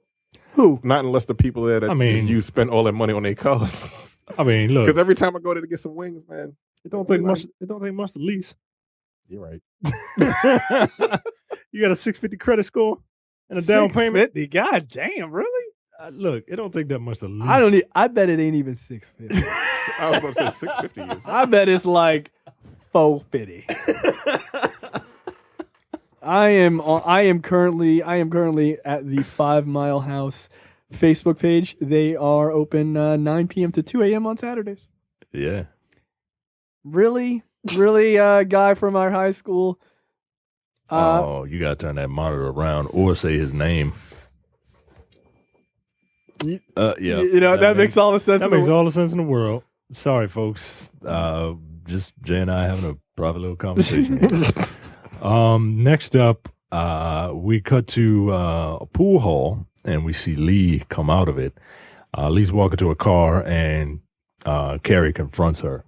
She wanted that fucking money. Basically like, "Where's my $700, bitch?" And Lee is like, "Yo, I ain't got it." And Carrie starts, screaming and like, you motherfuckers ain't shit, and I'm the one that's, taking responsibility. And Lee fires back like, you wanted this. You could have gotten out, but you chose to stay here to help Mama, and you chose to, this life that you have is all on you. And this is like, do you think that's true? Like we established that she has a savior complex, but I can also understand the need to want to take care of your family, to make sure that they are okay. Sure. Look, I'm partially very selfish. All right. You're like only partially? Right. Like I think there's a time and place. Like if my parents ever needed something, I would do whatever it took to help them. But at a certain point, I'm not going to let them handicap me in my life. I'm just not going to. Like if I gotta fucking do deuces and get the fuck out of there, I'm not letting you motherfuckers tie a boat anchor around my leg and drag me down for the rest of my life. And at the same time, as a parent, like, I'm going to tell my kid, look, I'm going to be fine. You need to leave, which someone does in this movie. Yeah, no, absolutely. Like, if I had kids, I'd be like, look, yeah, oh, that's cute. You got into school around here? That's great. Get the fuck out of here. Right. Go to a nigger school somewhere else. Oh, damn. You don't get another message, man. I'm just teasing. I wouldn't send my kid there. It's okay if you do. No, but why do you hate black people? Yeah, that's clearly it. I hate black schools. Hate black institutions, man. Yes, you're a bastard. Yeah, I am. I hate them. Because I don't think Morgan is as good as MIT. I know, I'm crazy. So Carrie and I don't think so. Carrie gets a little pissed at Lee and pushes her, and Lee is like, "You feel better now? Feel like a woman?" Right. And then Lee is just like, "Fuck out of my face." She should have uppercutted her. Should have fucking not an uppercut, a fucking dragon punch. You feel like a woman? Bam! Remember what I did to that dude at the shake and bake earlier? Do that shit to you. I thought she was gonna look. She turned her back on. I was like, "Yo, oh shit!" I would not put it past this movie It was fucking club punch, right? to fucking do what I like to refer to as a Rob foreplay. A fucking Rob Rodisiak. That ain't right. That ain't right. That's what you get when you're out here, bro. Yeah. Hey. So we cut to next day. We see Sammy walking into Ace Hardware with a job application, and he approaches. He approaches. Do they have Home Depot in Mississippi? Heckingers. God damn, Heckingers. They've got to have Home Depot in Mississippi. Woolworths. Epstein's. It's the South. It's not the South from 20 years ago. Well, it's 1998. It literally is. 20 years ago. Oh, well, yeah, in this movie it is. All right, you know what? You might be right. Yeah, Heckingers was probably. Goddamn. Fucking Mississippi. What is it, Mississippi? So start looking up Mississippi Googling what is in Mississippi. That's exactly what I'm gonna put. So Sammy goes up to the third white guy in this movie, and there literally isn't any white people. It's great. And says, hey, I'm looking for the manager. And the white guy's like, oh, hey, aren't you Sammy Stone? He's like, yeah, I am. And then and because he's recognized, he immediately starts kind of hiding the job application. Yep. And dude is like, I'd have done the same thing. Right. And they do a very good job of, because you still don't know why Sammy is here at this point in the movie. Right. Because they don't have some clunky exposition. Well, when I got injured in the NBA, like when I got injured in the National Basketball Association. Like it doesn't, like the movie again treats you like you have a brain. Right. And they make the exposition organic. And the white guy says, man, I kept telling my friends, I knew your injury wouldn't cost you, your career and that you'd be back, you know. So it's like, aha, that's one point. Right. So Sammy's like, his pride kicks in, and he's like, well, I can't let anybody see me come in here, especially because he knows who I am. Look, I get it. Yeah. I wouldn't have did the same shit. I'd have been like, let me just pocket this shit. I'll go over to Home Depot or Hack Insurance and see what they're doing. Even given the situation that you're in, where I would have gone somewhere else. It's not like I wouldn't have applied for a job. I just wouldn't have applied for that job. What would you tell your wife when your wife tells you that they were hiring? And yesterday, right? They were hiring yesterday when I picked up this application for your do nothing ass. Look, one, my wife isn't gonna pick up the application because if that happens, nigga, you've already fucked up. If she has to bring home an application for employment, like, what? No, I have never been since I started working. I've never been unemployed. Yeah, it sucks. For more than 5 days. Yeah, it sucks. Yeah. 5 days. Goddamn. That's it. I was unemployed for 3 months. And I didn't know what the fuck to do. Ugh. I was like, I don't know how people can live like this. I don't like that feeling, dude. Nah, I don't like it at all. Look, I found a job on Craigslist. I was like, tell me where the glory hole is, whatever. Just give me the money. Whatever. It wasn't a sexual favor. But it was actually a fairly decent job. But nope. Yeah. No, man. I honestly don't. I agree with you. I don't know how people do it. Yeah. And people are proud of that shit too. Yeah, I ain't working for nobody. Nigga, you ain't earning nothing either. Sitting at home. Like, there's only so much TV you can watch. There's only so many games you can play. And that's me saying that shit. Right. So, Like, and I love movies. I'd be like, so I'm just going to have to rely on Netflix then because can't afford to go out and see a new movie. Right. Hey, honey, can you spot me $10? I'm going to go see the new movie while you go to work. Nigga, if you don't get out of my goddamn face. Yeah, I couldn't do it. Anyway, Nope. We cut to a scene of Sammy sitting at home drinking a beer. His wife comes in and is like, so how'd it go today? He was like, oh, they ain't hiring. She was like, nigga, they were hiring when I picked up the application for your ass. How are you going to let her? And she Don't let her pick up the application. Look, if you're an ain't shit dude and you're listening to this and you don't got no job, if your wife comes in with the application for a job, look, just get prepared to sign divorce papers because she is pissed as shit at you. Right. You have fucked all the way up. So he goes back to watching a basketball game and reminiscing about the glory days before he, broke his leg or whatever. Cut to a scene of Anna losing her job. Yeah, I'm like, again, god damn. Yeah, and she's like, look, this is my... I have diabetes. I ain't got nothing else, man. And he's like, well, you got the pension. And she's like, pension gonna run out. And who's gonna hire a 50-something-year-old woman? And this is in a plant, like in working a plant. And that's the only experience she has.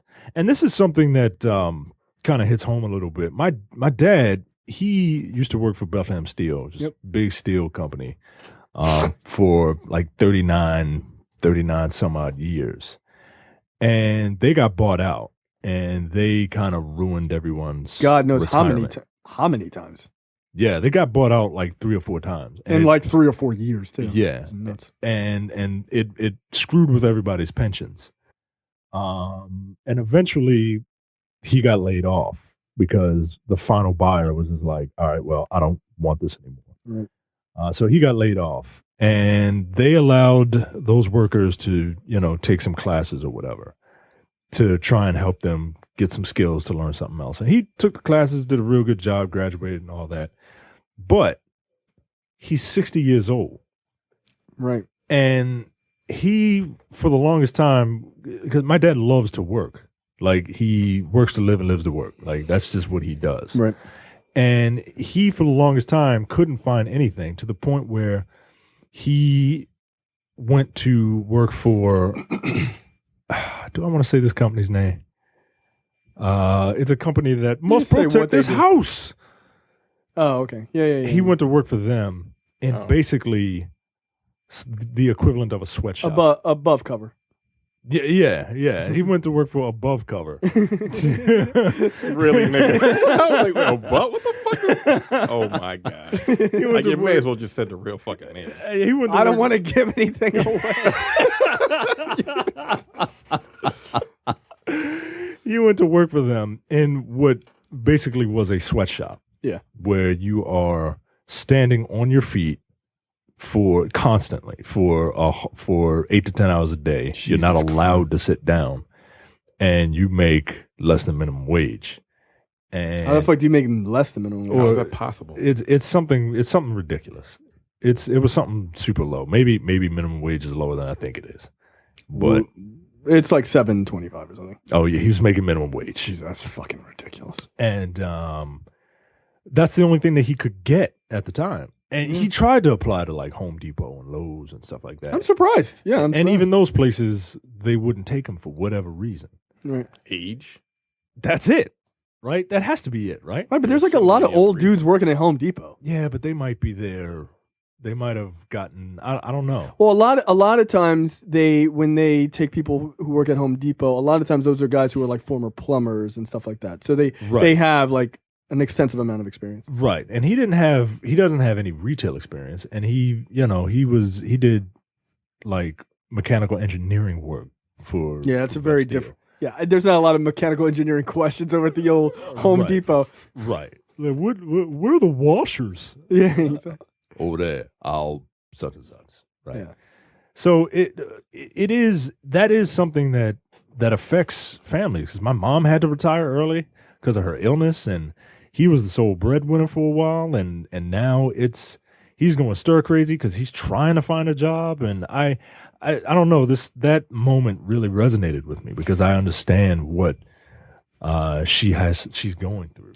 Right. I mean, my stepfather he's a salesman for a long time, and he had to he started, sales is not, especially after the economic downturn, he was doing housing insurance. And when the housing market blew up, guess what? People aren't buying houses anymore. So that suddenly became this sort of liability business. It's just just doesn't make any money and you're just wasting your time. And so he had to change jobs, and he was doing security, at a hotel. He's like a grown ass man. That's scary, man. That's scary having to change careers like that, having to try and find something in his 50s, right? I mean, he's now worked his way up where he's more of managing those people or what have you, which is good for him because that's sort of his thing. But even still, it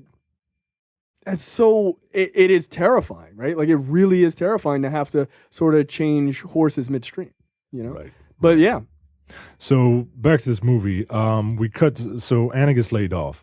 We cut to a scene of. Are you sad enough yet? We cut to a scene of the girl who lives across the street. She is little Sammy's babysitter, and Sammy pulls. She's the sister of I think his Carrie's name is Omar. Yeah, Omar. Yeah, she's Carrie's friend's sister. Yeah, and this girl is 12 because she was a toddler in the beginning of the movie. So this girl is 12, and we come to a scene of Sammy pulling up while the babysitter and little Sammy are playing basketball. The 12-year-old is like, hey, let me show you. Can you show me some moves on the basketball court? And Sammy's like, you don't want none of this. And she was like, oh, I want it. And then the 12-year-old bends over to tie her shoe, and she bends over at the waist to tie her shoe, and nobody does that. Nobody bends at the waist to do anything except to get railed. I mean, come on, man. So and then you got bad knees. I mean, you gotta bend at the fucking waist sometimes. That's the worst. That's the worst reason behind that. But you shouldn't have bad knees at 12, right? And Sammy's over there looking at. I can't even look at the scene. I can't even look at him. Look at her like that. It's so revolting because it's gross. Because he's like, yeah. And he gets like he gets tongue tied. Right. I'm like, he's befuddled. Like, dude, there are other women around. You have a wife. You got a fine ass wife, man. God damn. But that's what sexual abuse is, right? You know, doesn't matter. Yeah, you're fucked up. Yeah. We cut to a scene of the sisters living in the sisters and the mom all in the house, and Charlie comes in, and Charlie's like, she's visibly strung out, high. Yeah, I think she's strung out on crack. Is that what they said? I think so. She was talking about her hanging out with a crackhead. Was she strung out on crack? She looks fucked up. She looks like family members that I've had that drink a little too much. You getting ready to come ask me for money? Yeah, and you better get the fuck out of my face. And honestly, look, nigga, give me some money. I gotta get back down to Preston Street. And Charlie comes in and Mama just went into the bedroom and Charlie comes in and Carrie's sitting there and Anna's sitting there and Charlie's like, hey Anna, come on, give me $20, Anna, give me $20 because that's everybody needs $20. And Anna's like, I ain't got it. You want money? You go ask Mama for it. And she's like, Mama ain't gonna give it to me. And she was like, I don't give a fuck, bitch. I just gotta lay it off. You better get the fuck out of my face. And take that bass out of your voice. Right. And so we cut to a scene where with Charlie and Mama, and this is heartbreaking. It's all too common, dude. So they start talking, and Charlie's coming in indignant, right? Like she's like, you owe me. I need $20 and you owe me. It's the least you can do because you owe me a lot more than that. And I'm thinking to myself, who the fuck are you? Right. Like, Mama looking out for you. Turns out, and Mama wasn't quite sad enough. Mama's like, you better get the fuck out of my face. I don't know what you talking about. And Charlie says something to the effect of, you don't know what I'm talking about? Well, how bloody did the sheets need to get when Daddy came into my room? And I'm like, yo, where's the oven? I'm going to stick my head in it. Because I don't know what to say to this. What else can happen to these poor people? Jesus. Murphy's fucking law, man. And Mama is the movie. Distraught. The movie Precious is about her life growing up. And Mama is distraught, and she's like, shut up! Stop talking about it. Right? She's like, stop living in the past. She was like, there wasn't nothing I could do. Bringing up old shit. Right. Yeah, she basically pulled up, why you bringing up old shit? And she's like, there's nothing I could do, and Charlie is guilting her mother into it. You know what I mean? And it's some despicable ass shit, man. I mean, it's despicable on all sides, right? Like, it's despicable that a mom would allow a husband to do that. Even given the time, it is. But is there, and I'm not saying I do, but is there a sliver of sympathy for the mother given the time period? No, I'd have blown his fucking head off. I'd have blown his head off. How old would she have been at this point? So what? Let's say the grandma 40 years ago? 40? 35 years ago? Let's say 40 for a round number. Like the early 70s? Late 60s, early 70s? No. 40 years ago. 40 years ago from 1998. Yeah, how old are these people at this point? I mean, guess you could say 40s. Like 30 years ago. Yeah. So I mean, she did it to get the $20, but right. God damn. No, I'm saying I don't have any sympathy for the mother. No, I do not. Mm-hmm. I'd have blown that if I were her, I'd have blown my husband's fucking brains out. Mm-hmm. I would have. Like, there's a part of, look, I get it, right? You feel disempowered and stuff like that. So yeah, okay. There's a sliver. I will say that. I'll take that back. There's a sliver of you feel so fucking disempowered. You don't know if he was abusing her, or like, I'll kill these fucking kids if you do anything. That kind of shit. Right. Like, you don't know. Obviously that is not brought up. But let's say all of that is not true, and he was just doing it. I'd have taken out a 45 and I'd blown his fucking brains out. I would have. Oh, nigga, you sleeping on the couch? Well, good night. Bam, gone. I'll just go to jail. Yeah. So, send my kids with my sister or brother, somebody. No, you have to die. You got to die. Or just call the fucking police. Like, this guy's been sleeping with my daughter. I want him to go to jail. Again, keep in mind. Yeah, the times they wouldn't have given a the fuck. time period, like and it's couple of white cops coming to a black neighborhood. They'd arrested both of y'all and shit. And yeah, they wouldn't give a damn. Right? You know what? Yeah, then just blow his fucking brains out. It's fine. It's fine. In the 60s in the South, or 50s rather. I'd be like, come out to this cornfield. I saw something. Bam! I wasn't there.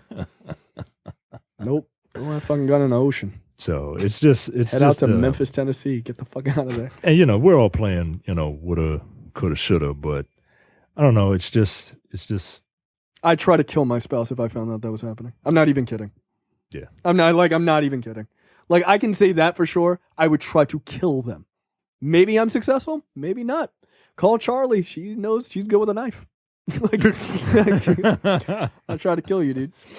Like, there's something about being a parent, like. And I understand, like, that's why, it's sort of a tumultuous relationship between, like, parents and children and stuff like that, because you start to care about the child more than the person you married, because you literally have to.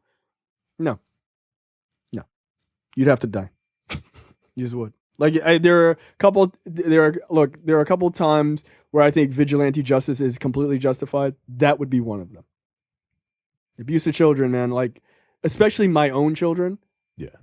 Like, I personally don't think you should, castrate somebody for being a pedophile. I think you put them away forever and all that other stuff. But if somebody decides to do vigilante justice, I get it. Yeah. Like, I understood the scene with the Punisher in the fucking pawn shop when he was like, I got this fucking kitty porn I can tell you. And he was like, well, I'm going to have to beat you to death with a bat. I cheered. I was like, well, that's fine. I just don't think the government should have to do it. Vigilante justice, totally fine. No problem. Gotcha. So we get a scene of Carrie and Charlie riding in a car, and they're having a heart to heart. They're having a sorrow to sorrow, and your grandmother ain't shit. She's basically, I think Charlie is saying something to the effect of, you gotta start looking out for yourself.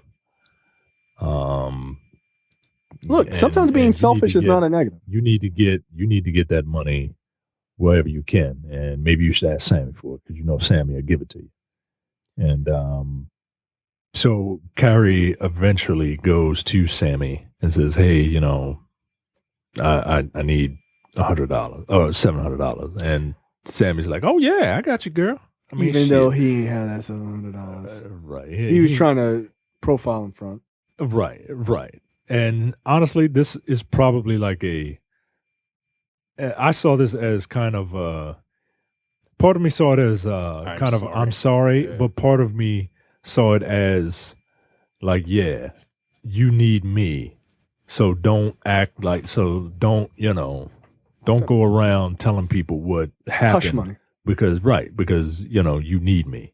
Hush money is the perfect example. So you could see that Carrie is visibly upset and she doesn't want to take it, and she regrets even asking.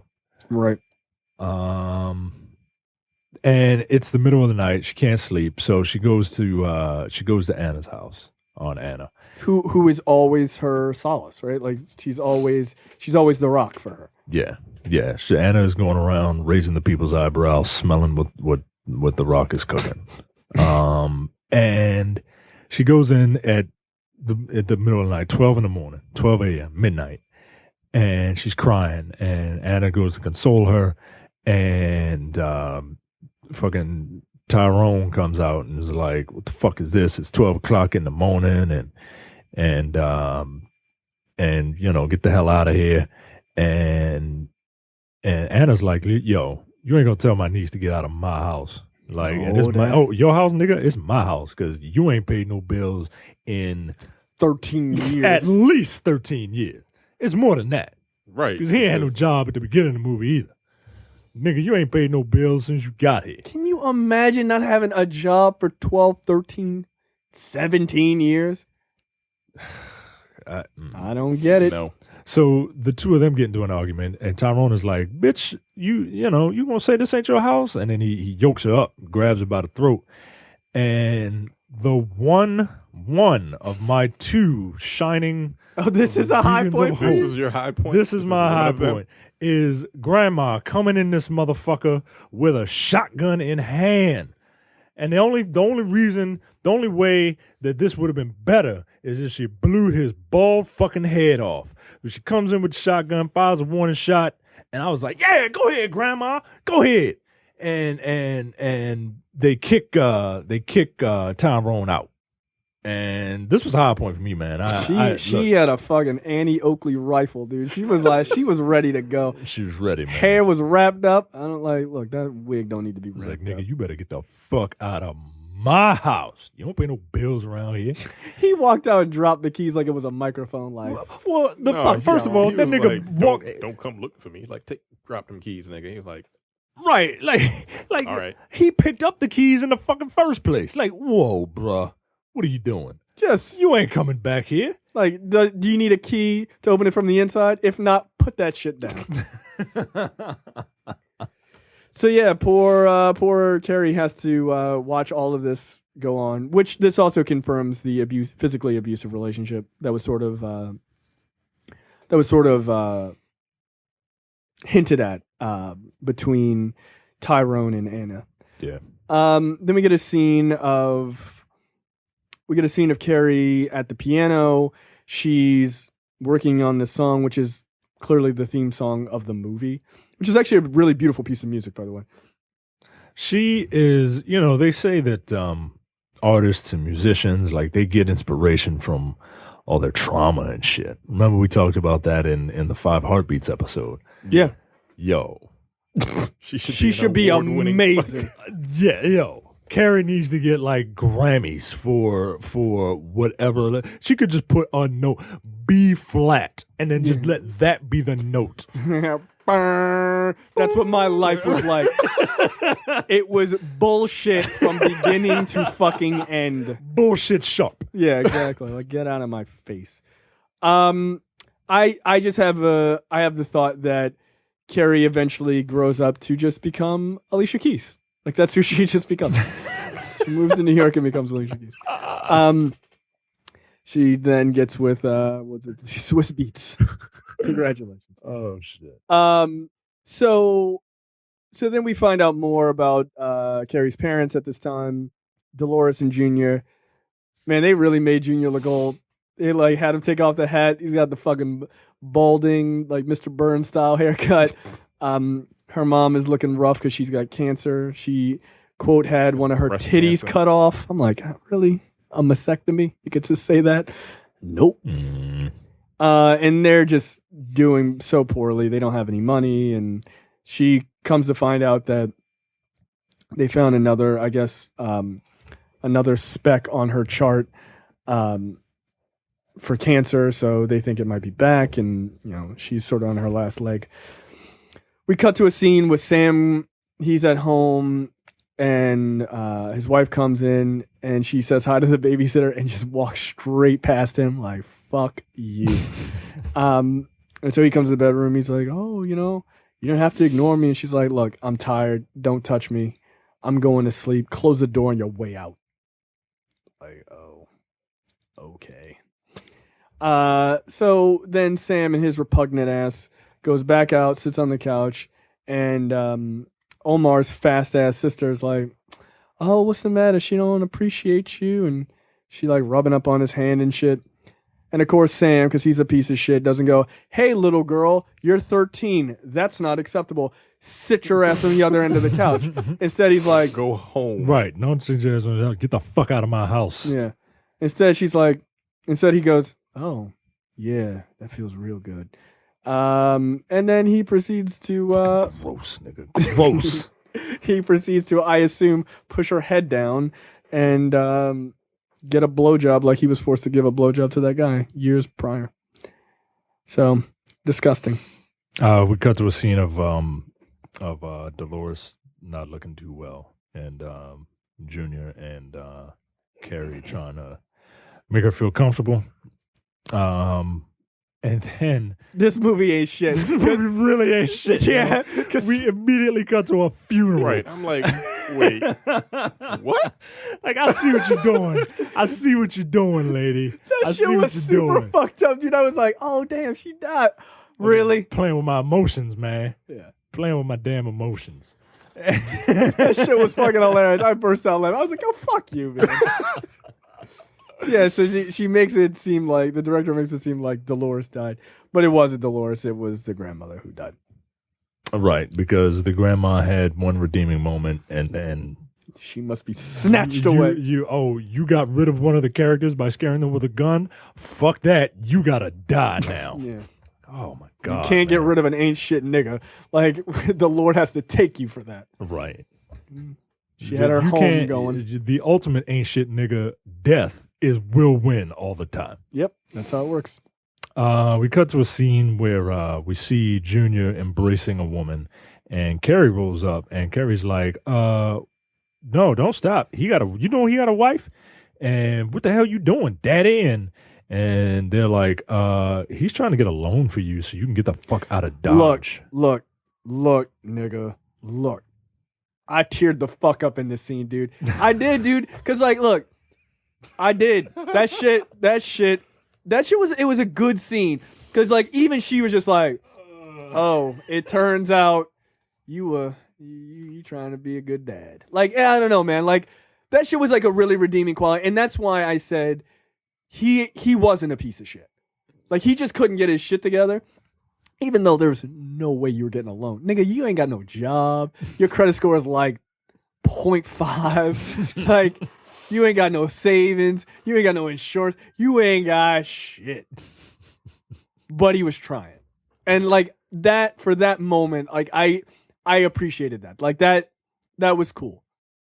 I don't know. That scene, having a dad who never did shit, this guy at least tried. You know what I mean? I appreciated that. Yeah. And I did. Next scene, we see Carrie back at home. She's gathering all the money she has, including the $700 that she got from Sammy Tupelo, and she gives it to her dad, and is like, you ain't got no insurance, you ain't got no savings, you need this way more than I do. And he teared How long up. is that money gonna last? Right. For them, I mean, 5 days. She got cancer. Right. No, but I'm saying they're in Mississippi. I mean, a week? I don't know, 2 weeks, 7 months, man. $700. Is the medicine cheaper too? Yeah, no. Right. That's what I'm saying. When she was like, here's this money, I'm like, that's gonna last 24 hours. Cancer's not cheap at all. I just be like, I look, think you had a good run. My dad I'm has trying to to think. take. My brother had cancer. I don't think they paid them bills off yet. My dad has No, to it's take. tens of hundreds of thousands That of was dollars. back in that was 2002.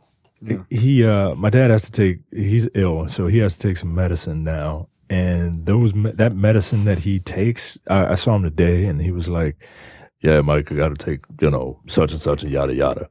He was like, "Cost $27,000 to take these pills."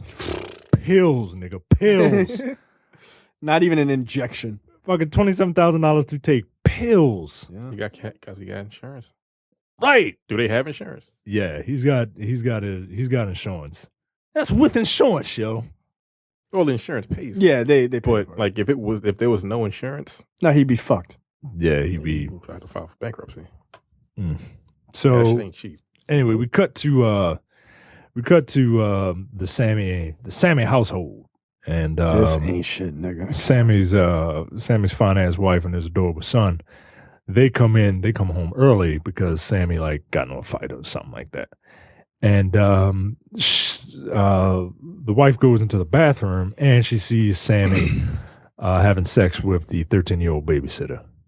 And Okay. All right. Yes, Terrence? This is fucked up, right? yes, When you're do you become deaf when you have sex? Do any of you I'm honestly, this is a serious question because How you getting caught, bro? they walked into the house, they called him, the door opens, Like, I'm sorry, I'm not that my hearing isn't the greatest. Right. I don't go completely deaf when I'm having sex. Like, how the fuck did you not hear him? Well, I mean, he's fucked if anyway. It's in the back of the house, or even they could have oh shit, get the fuck out and right. Go Put your drawers on or something, yo. Like she was literally walking through the house, jiggled the door. They opened it. And he still was like, "Fuck it, I'm still fucking this 13-year-old because I don't hear shit." How is that? How? I just found that I was like the whole thing is despicable, but I just found it very odd that neither one of them heard anything. Well, and it wasn't like they were making noise because the people that walked in the house didn't hear them. So it was very silent sex. Well, Gross. Science has proven that pedophiles go deaf whenever they're committing their specific crime. So that's how they always get caught. That is in fact how they get caught. Okay. I have no idea. But yeah, this is fucking gross. And next day we cut to a scene of Kyrie walking over. She should have taken his head and slammed it up against the mirror. That's what I would have done. Walking over to the neighbor's house, and she sees a cop car out there, so she goes in, and we come to find out. Carrie finds out, that Sammy is. And he fucking did what she thought he was gonna do. Right. Yep. Because she had sort of like suspicious. Yeah, there was even a scene we skipped over it. There was a scene where Carrie and the sister were in a car together, and she's like, "Are you okay?" She says like, "Is he always there when? Is little Sammy always there when the two of you are with each other?" Right, and she's like, "Oh no, he's little fast ass girl." But I mean, do you blame her? No, of course not. I don't blame her. The fuck out of here. She's 12. No, she's not. No. Like she's 12. No. Not at all. Like as an adult, you fucking know. You're grown. Oh no. He's 100% wrong. But she was also really super coming on to him because she was into him. She was. Yeah, but guess what? It's not her fault necessarily. Hey, I just want to make sure. On the record, because people don't see what you're doing, but I want to make sure on the record that you clearly state. Yeah, no, of course. It's totally 100% it's 100%. Yeah, because look, what I'm saying is she is clearly interested in him. He could be like, stiff arm, get the fuck out of here. You gotta go. Right. They should call it the people versus O.J. Simpson. He can people versus O.J. Simpson her. Yes. And keep her. Just get yourself out of that situation, man. First don't put yourself. Look, if a girl who's 13, you're married. I wouldn't. Gross, nigga. Gross. Like a 13-year-old girl. Ugh. You're a grown ass nigga. You were in the NBA. You had grown ass pussy being thrown at you all the time, and the best thing you could think of is, a girl who's not even in high school yet. She just got her period. What's wrong with you? Ew. So again, your wife is so fine. She'd probably touch your dick if you just got the goddamn Ace Hardware job. That's all you got to do. So she asked you to fucking just supply. Supply, nigga. Supply. Oh, Jesus. So she's still with you. And that's the thing. She's still with you. I wouldn't be. You squandered all your fucking money. I wouldn't have been. So I'd have been like, actually cares about you. Nope. I'd been like one of those video vixens. Oh, you broke now? Bye, nigga. Right. Bye. We know where you stand. Yeah. Bye. We cut to gotta go. We cut to after the neighbors find out that after Omar finds out that Sammy did this to Carrie as well. Cut to Carrie she pulls up behind Lee's car. Lee, who is now living in the trunk of her car, is sitting in the driveway of, I believe that's Paula's house, right? It is Paula's house. Yeah, she's sitting in the driveway of Paula's house. This is where you really get to see, like, she's fucked up. Yeah, she is, yeah. So Carrie's like, hey, Paula, come take a ride. Come on, y'all, let's take a ride. Damn, I can't remember the rest of the lyrics. Something side to side. Yeah. I'm not up on my Coolio, guys. No one is.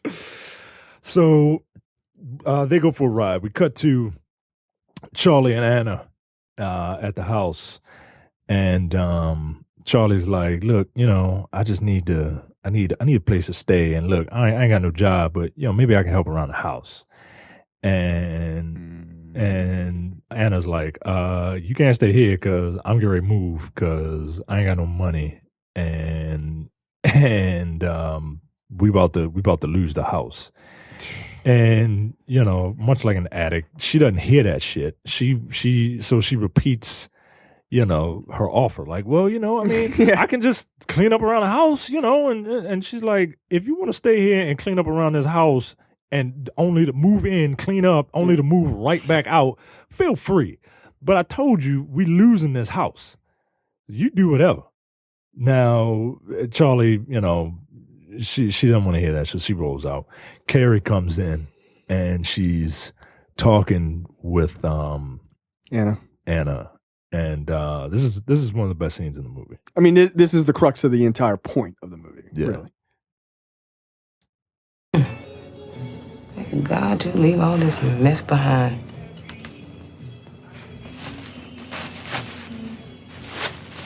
Even if I get in, which I probably won't, I'm not gonna go. I just couldn't get everything together in time. Maybe next year or the year after that, the timing ain't right. Don't you let this mess we got going on stop you. Carrie, come here. Sit down.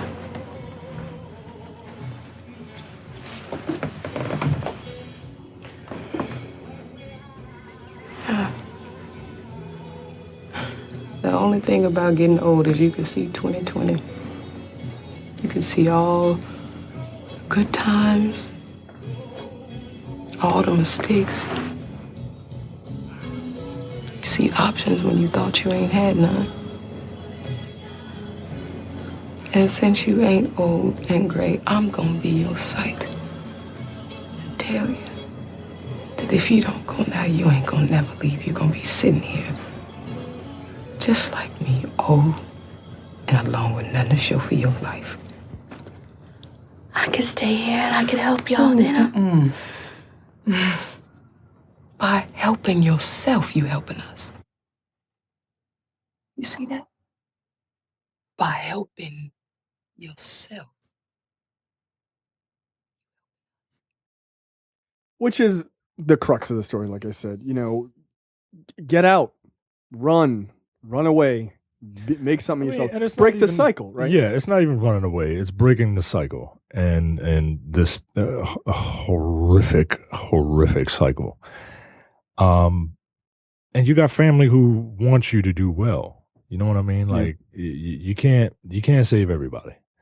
You literally can't. I mean, a lot of Carrie's issues is she is the ultimate like Captain Save-A-Ho kind of character, like she just is.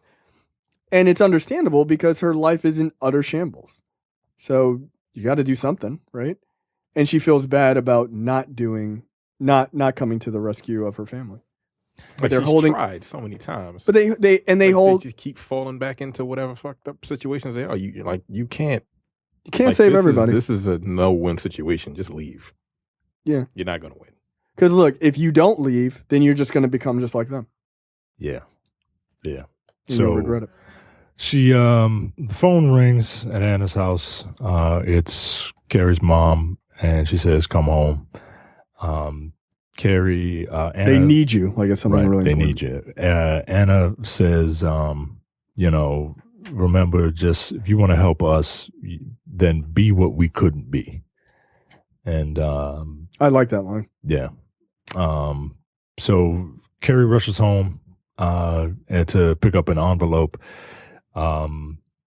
And turns out it is an acceptance letter for NYU. Bright spot. Yeah. So she's so happy, and she runs around. She runs back to Anna and says, "Anna, I got in." And Anna she's on her deathbed. Basically, she's barely breathing, and Carrie's like, "All right, well, I gotta maybe need some insulin or whatever." And before, Anna said that she is run out of insulin. And Carrie sees, she goes in the refrigerator and sees the insulin and is like, I thought you were out of insulin. And when she gets back, Anna has passed away.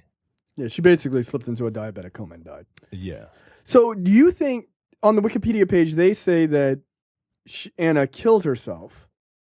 I didn't get that impression at all. I got the impression that she didn't realize she didn't realize that she still had more insulin. I think she did. I think she put it there so no one would find it, because you don't just kind of hide your insulin.